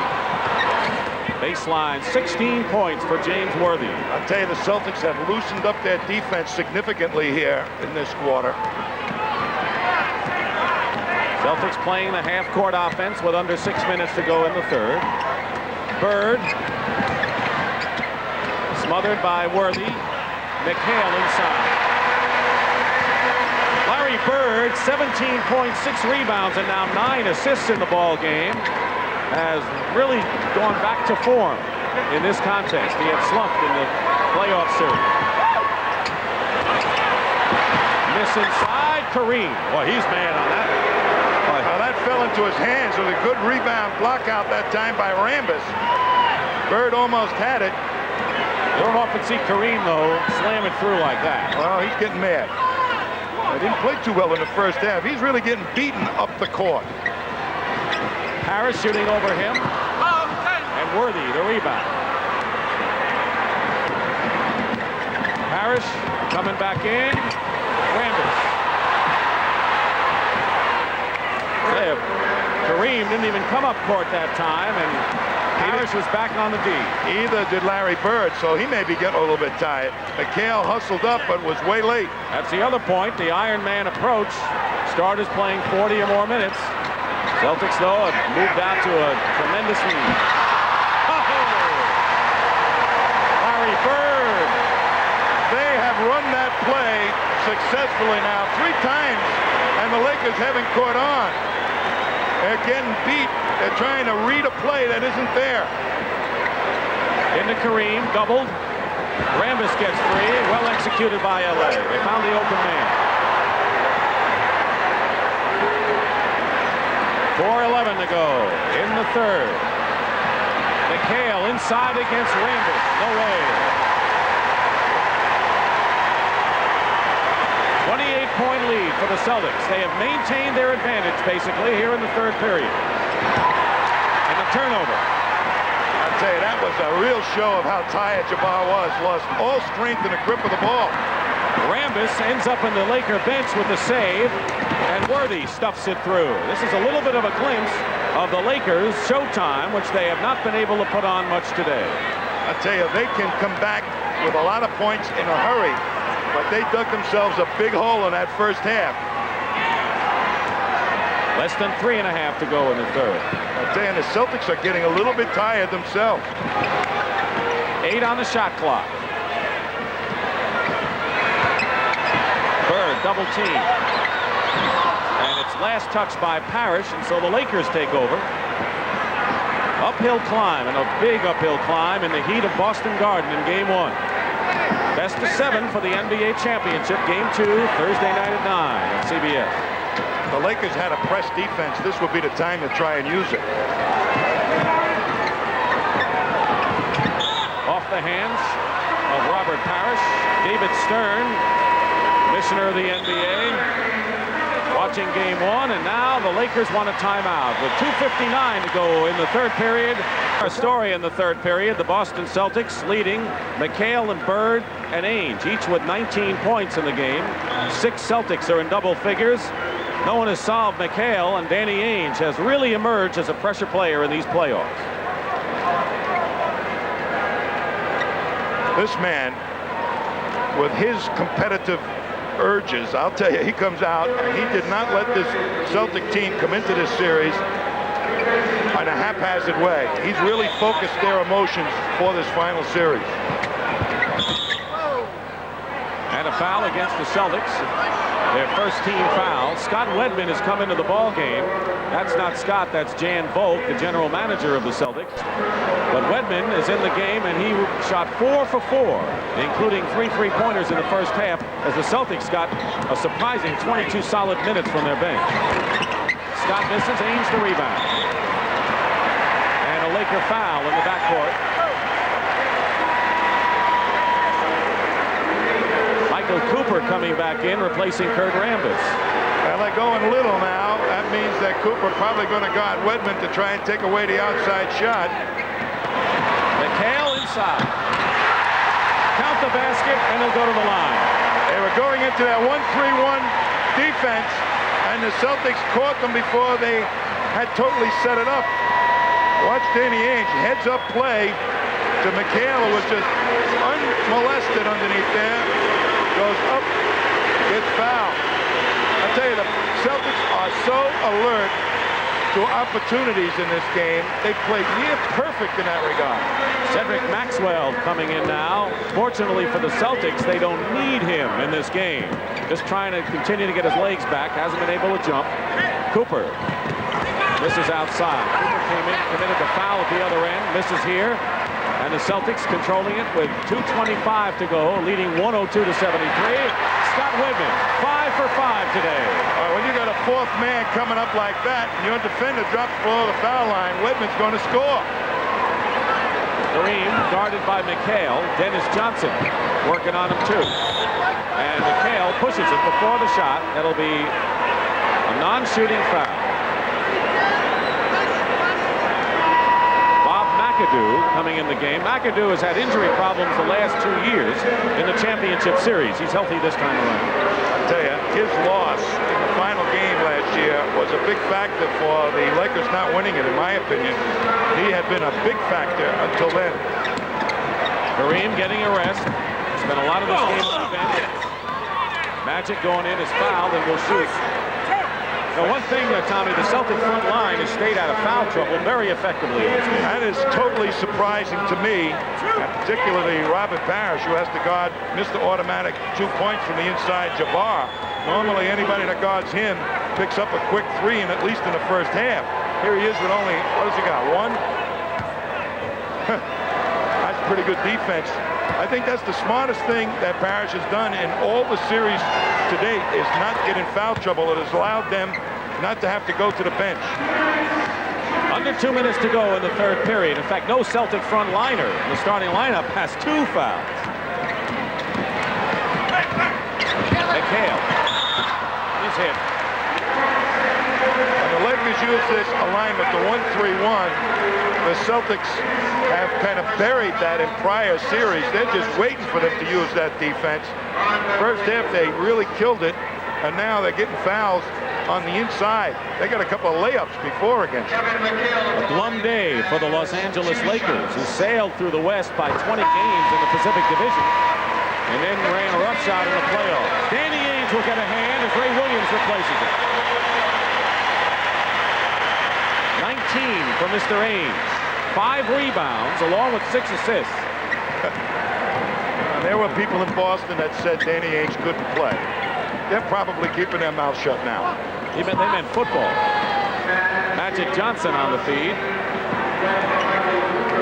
There's the time remaining in the third period. Celtics set a record, most points and a half of a championship series, 79. They're well over 100 now. Blocked by McAdoo. 3-on-2 for the Lakers. Scott all the way. Doesn't get the roll.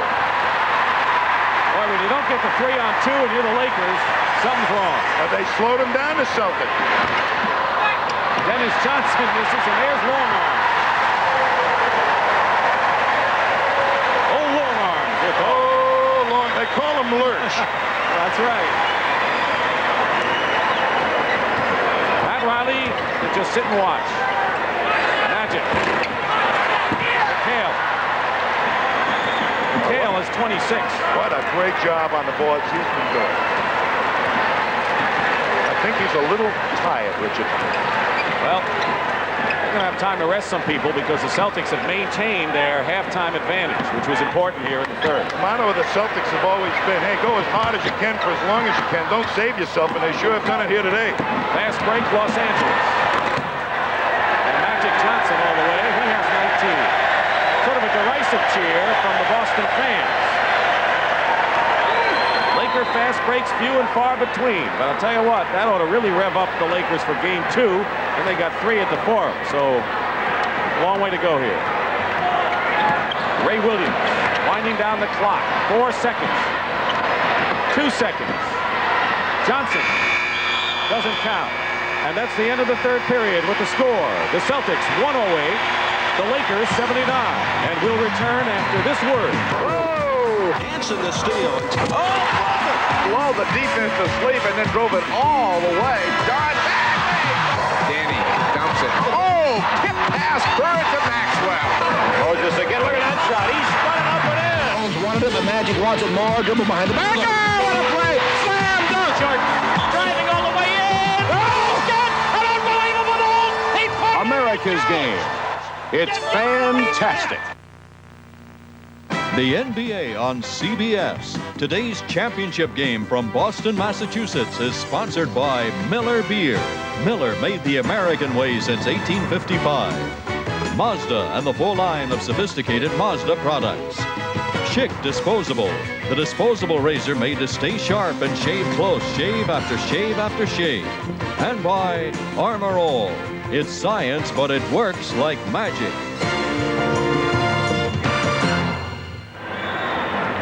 It's been kind of a surprise to many people who thought the Lakers would come in here and run away with the game. It's been the other way around. As we start the fourth period at Boston Garden, Dick Stockton along with Tom Heinsohn. It's the Boston Celtics who have run rampant on the LA Lakers. They had a 30-point record halftime lead and have lost only 1 point of that. And the Celtics are putting on a clinic, playing a near-perfect game. And Kevin McHale has been the high scorer with 26 points, 13 in the third period. I'll tell you, and some excellent running to help stop some of the fast breaks of the Lakers. Bob McAdoo misses, and then the rebound for Parish. That's his 8th.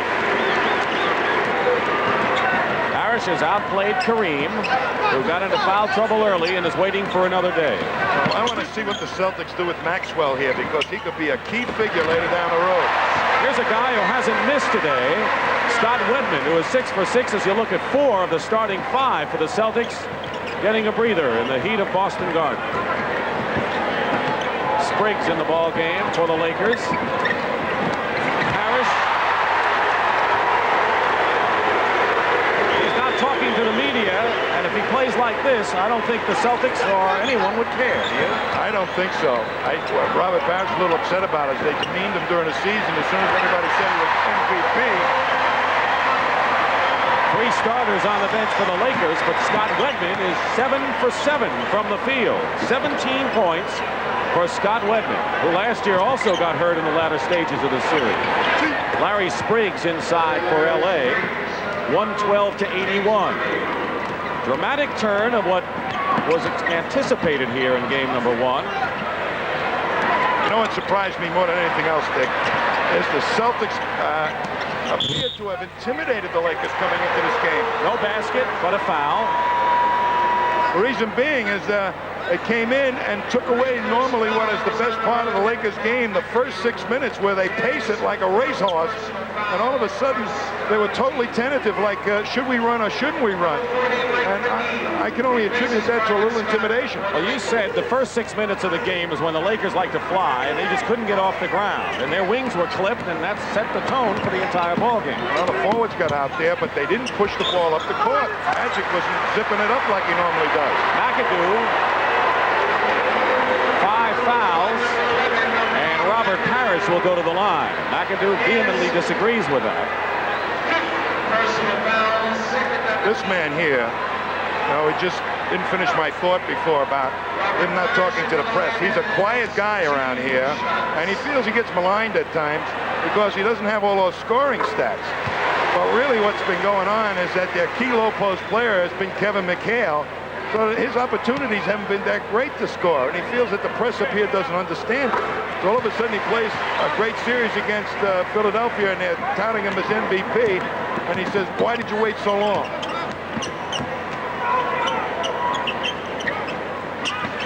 James Worthy, top of the key.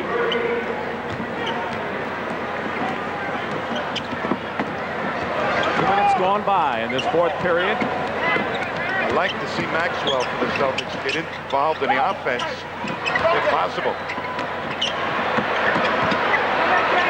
What about the Lakers? Who do you want to see get in the offense for them? Ray Williams on the fake. Wedman crashing the boards, comes down in the hands of Bob McAdoo.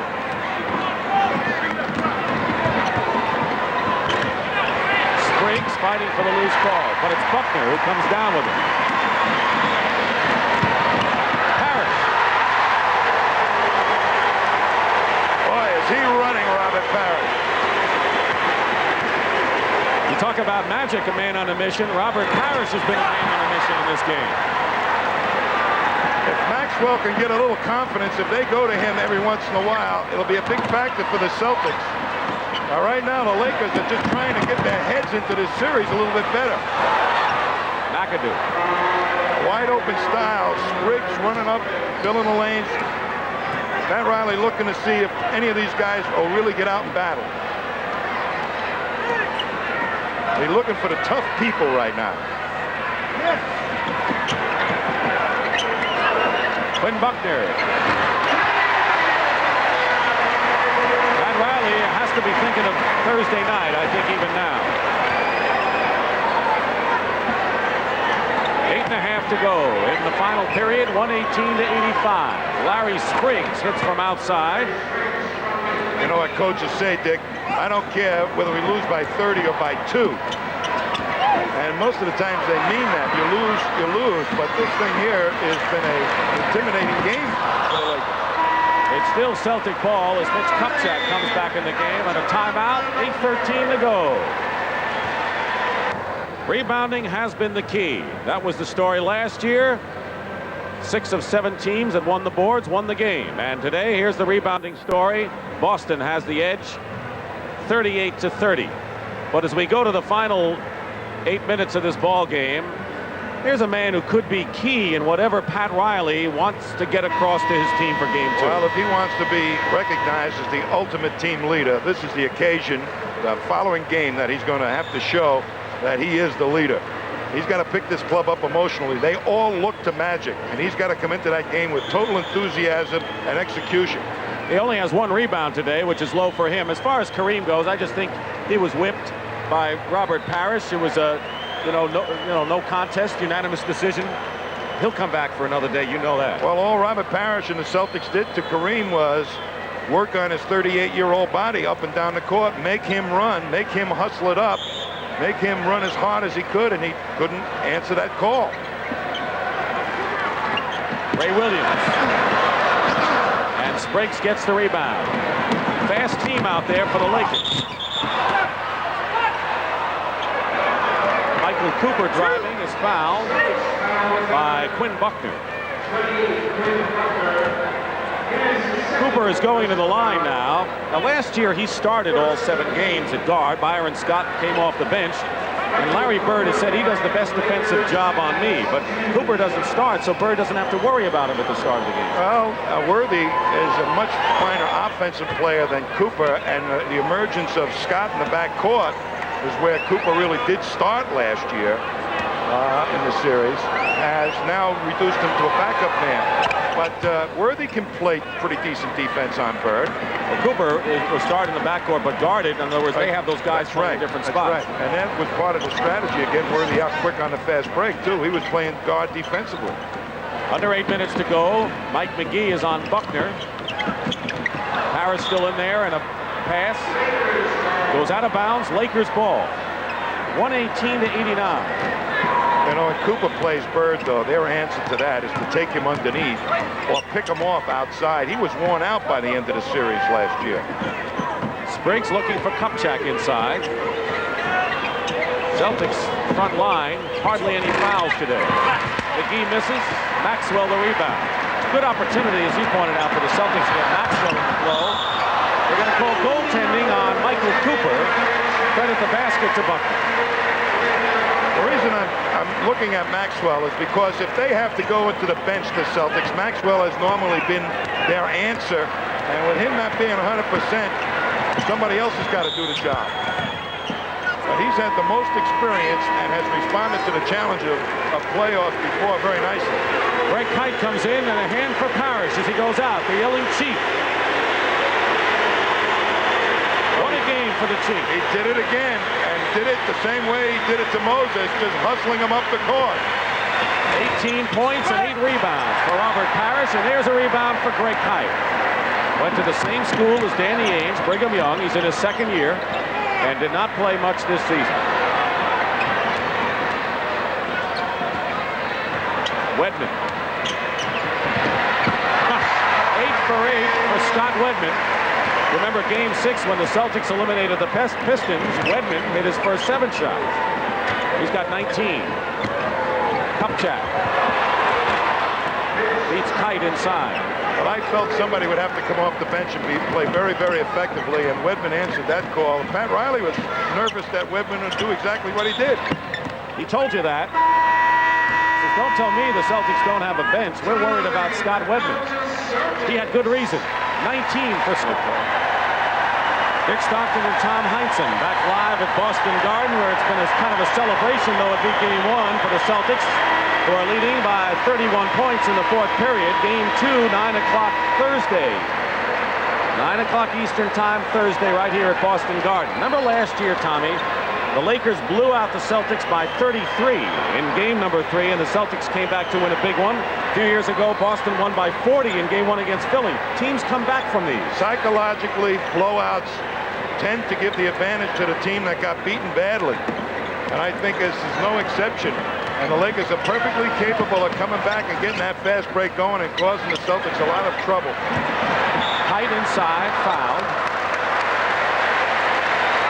Well, Jack Nicholson is waving ML Carr's towel. Watch this. He's throwing the towel back to ML. You know, I'll tell you, he has a good time. I know he wants his Lakers to win. He's having a good time today in any event. ML got the towel back. Look. He didn't want my towel. ML Carr is the towel-waving, motor-mouthed head cheerleader of the Boston He gets Celtics. more said for a little playing time than any guy I've seen in years. In fact, Casey Jones, you kind of worry about all these guys chatting away. But ML is kind of the spirit behind this ball club and razzes them into really playing their best. Look at that. Oh, how terrible. Look. Greg Kite threw up an air ball from the free throw line. And now the Celtics are giggling. Meanwhile, the Lakers are grim right now. But they'll be back. Mike McGee hits a three-pointer from outside.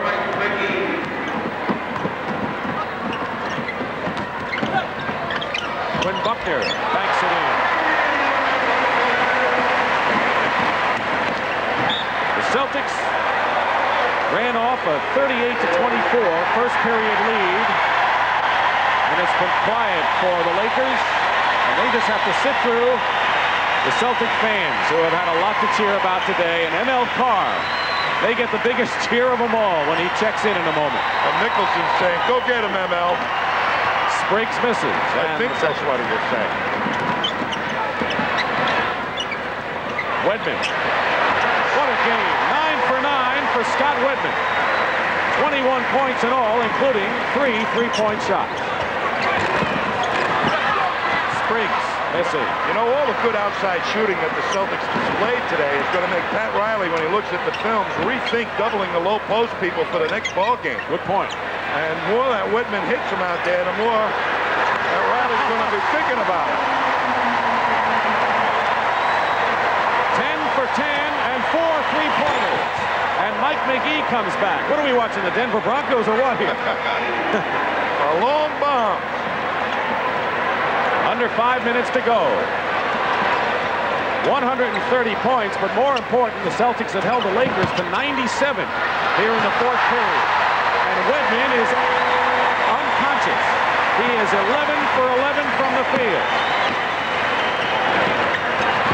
Hike the rebound on McGee's miss. What a Memorial Day these fans have had here at Boston Garden. They may not all be like this, but today they'll remember. As Maxwell kicking the ball back out. Ray Williams. A real indication to me when he got the ball in that low post position and kicked it back out with only one man on him that he doesn't think he's ready. And Kupchak gets it inside as they trade baskets. Well, most of the starters on both teams are resting up, getting ready for Thursday's game. Celtics have this game salted away. Wrapped up. That was Maxwell with his first basket. And a timeout by the Lakers.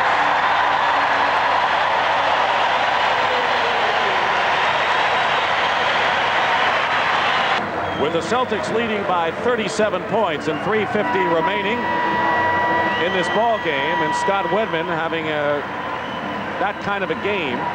Tommy, with all the facts of the team coming back after getting blown out,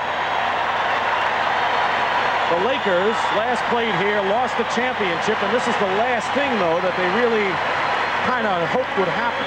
They thought they'd be able to come in here, particularly after the great games that they played against Denver, and blow the Celtics out. Instead, it's gone the other way. I'd be very interested to see how the Lakers respond to this blowout. Last year, when it happened to the Celtics, they got mad, locked the locker room door, talked to nobody, and just said there, the world is against us, we're going to beat you all. I want to see if the Lakers come back with that type of attitude. McGee with the basket. ML Carr in the Kite. Carr Carlos Clark is in the ball game, and Greg Kite on a feed from Clark.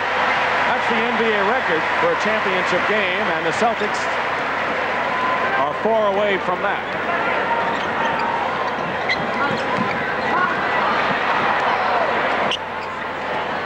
Rambis. And it's still Laker ball. Tommy, the Celtic bench today has shot 18 of 22 from the field. Well, when one guy goes 11 for 11, that's pretty good in itself. Yeah. But I'd say this, that right now both teams are looking for guys that will help them. Who is going to be the sharpest? Whose heads are into the game enough?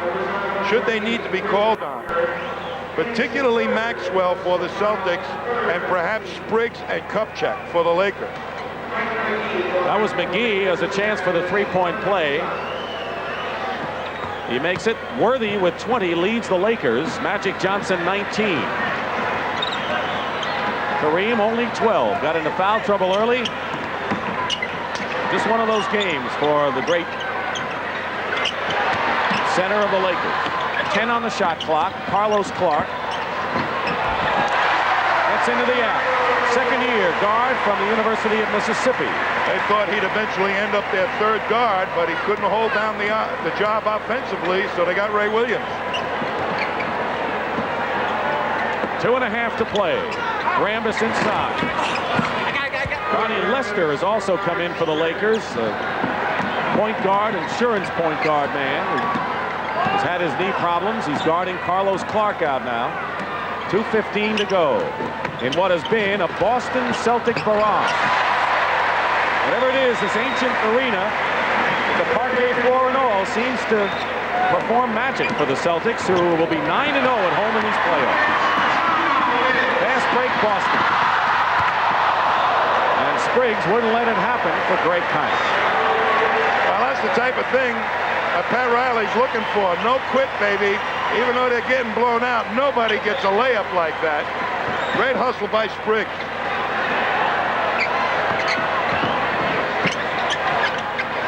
ML Carr is short. Celtics' next basket will give them an NBA championship series record. Spriggs comes back. Spriggs, Mayfield has a lot of confidence after he started a number of ball games this year, and they're looking to him to really perhaps provide some muscle along with Rambis against these bigger Celtics. That's how much time remains in the game. Kite, hook shot, and that breaks the record. The Boston Celtics have set a record for the most points in one game in a championship series. They had established the mark of 142 against the Lakers in '65, and they have broken it here. Well, when you play against a team that threw a perfect game at you for a half, and I'm sure Riley will make that point tomorrow at practice, all you have to do is say, let us get to our game, how we play best. How about a perfect game for 4 periods, Tom? Yeah, well, just about. They were even Steven in the third quarter, in my opinion, but the game was won in the first half when, I think much to the surprise of the Lakers, they had their fast break taken away. Mike McGee. 13 points now. That's what determines champions, is the willpower to force what you want to have done. That's what the Lakers are going to have to do with their style. That's when you talk about mentally tough players and teams. And that's why a lot of people talk about Celtic intangible. That's just fact. Kupchak and Rambis get the rebound, under a minute to go. McGee shuffles it in to Spriggs. Well, the Lakers are going to have a couple of days to work out and to talk this one over, exercise this game from themselves, whatever it takes, and Pat Riley is going to have to be the psychologist. It's not going to be a happy couple of days here in Boston for the Lakers getting ready for that next game. ML Carr with a three-point shot.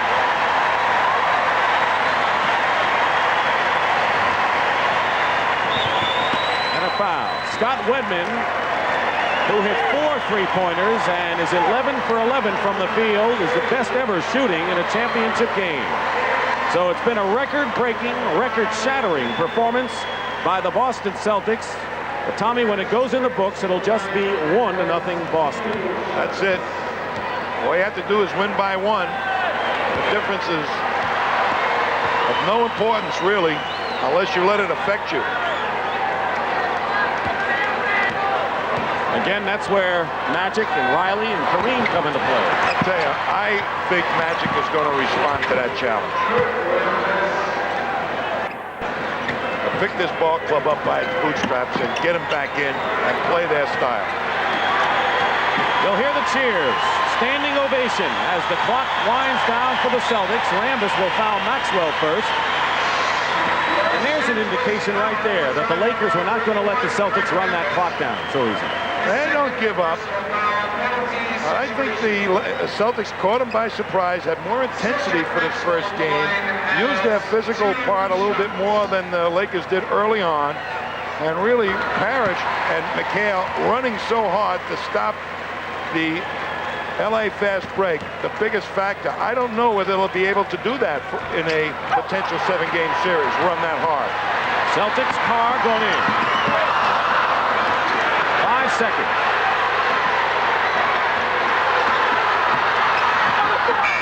And that'll do it. Scott Wedman and Kevin McHale each scored 26. James Worthy had 20. No contest, game 1, but it's just game 1. Best of 7, give it to the Boston Celtics by a wide margin. Back in Boston, I'm Brent Musburger, where the Boston Celtics have won game 1 of this NBA World Championship Series. They did it in blowout fashion. One of the stars of the first half spurt by the Celtics was guard Danny Ainge. He's standing by with Pat O'Brien, so let's go to Pat. All right, Brent, thank you. One of the stars indeed. What got into you? You got them off to a quick start today. Well, the shots were there. You know, they were doubling down and left me in the open. And the transition game, we got really going because our defense was pretty good there in the first quarter. And, you know, that's the best style. You know, get out in the open, and that's my game. Your confidence level was very high today, too, Danny. Yeah, I think so. You know, there's no reason not to have confidence when you're on the court with players like we have, Larry Bird, McHale, Parish, everybody. Okay, all of them aren't going to be this easy, I don't think. What do you expect? What do you see for Thursday night? Well, you know, we all remember what happened last year when in Game 3 to us, and you know they're going to come out even harder come Thursday, and you know we got to be at our best to win the game again. All right, Danny, congratulations on a great game, and Scott Wedman is here, and you were hot today too. A little bit. Didn't miss anything. I felt good out there. You know, sitting there on the bench in the first quarter, just seeing how those guys were playing. You know, the guys on the bench, we just really felt like we wanted to come in and keep it going. What does that do to the team when you guys off the bench play that well?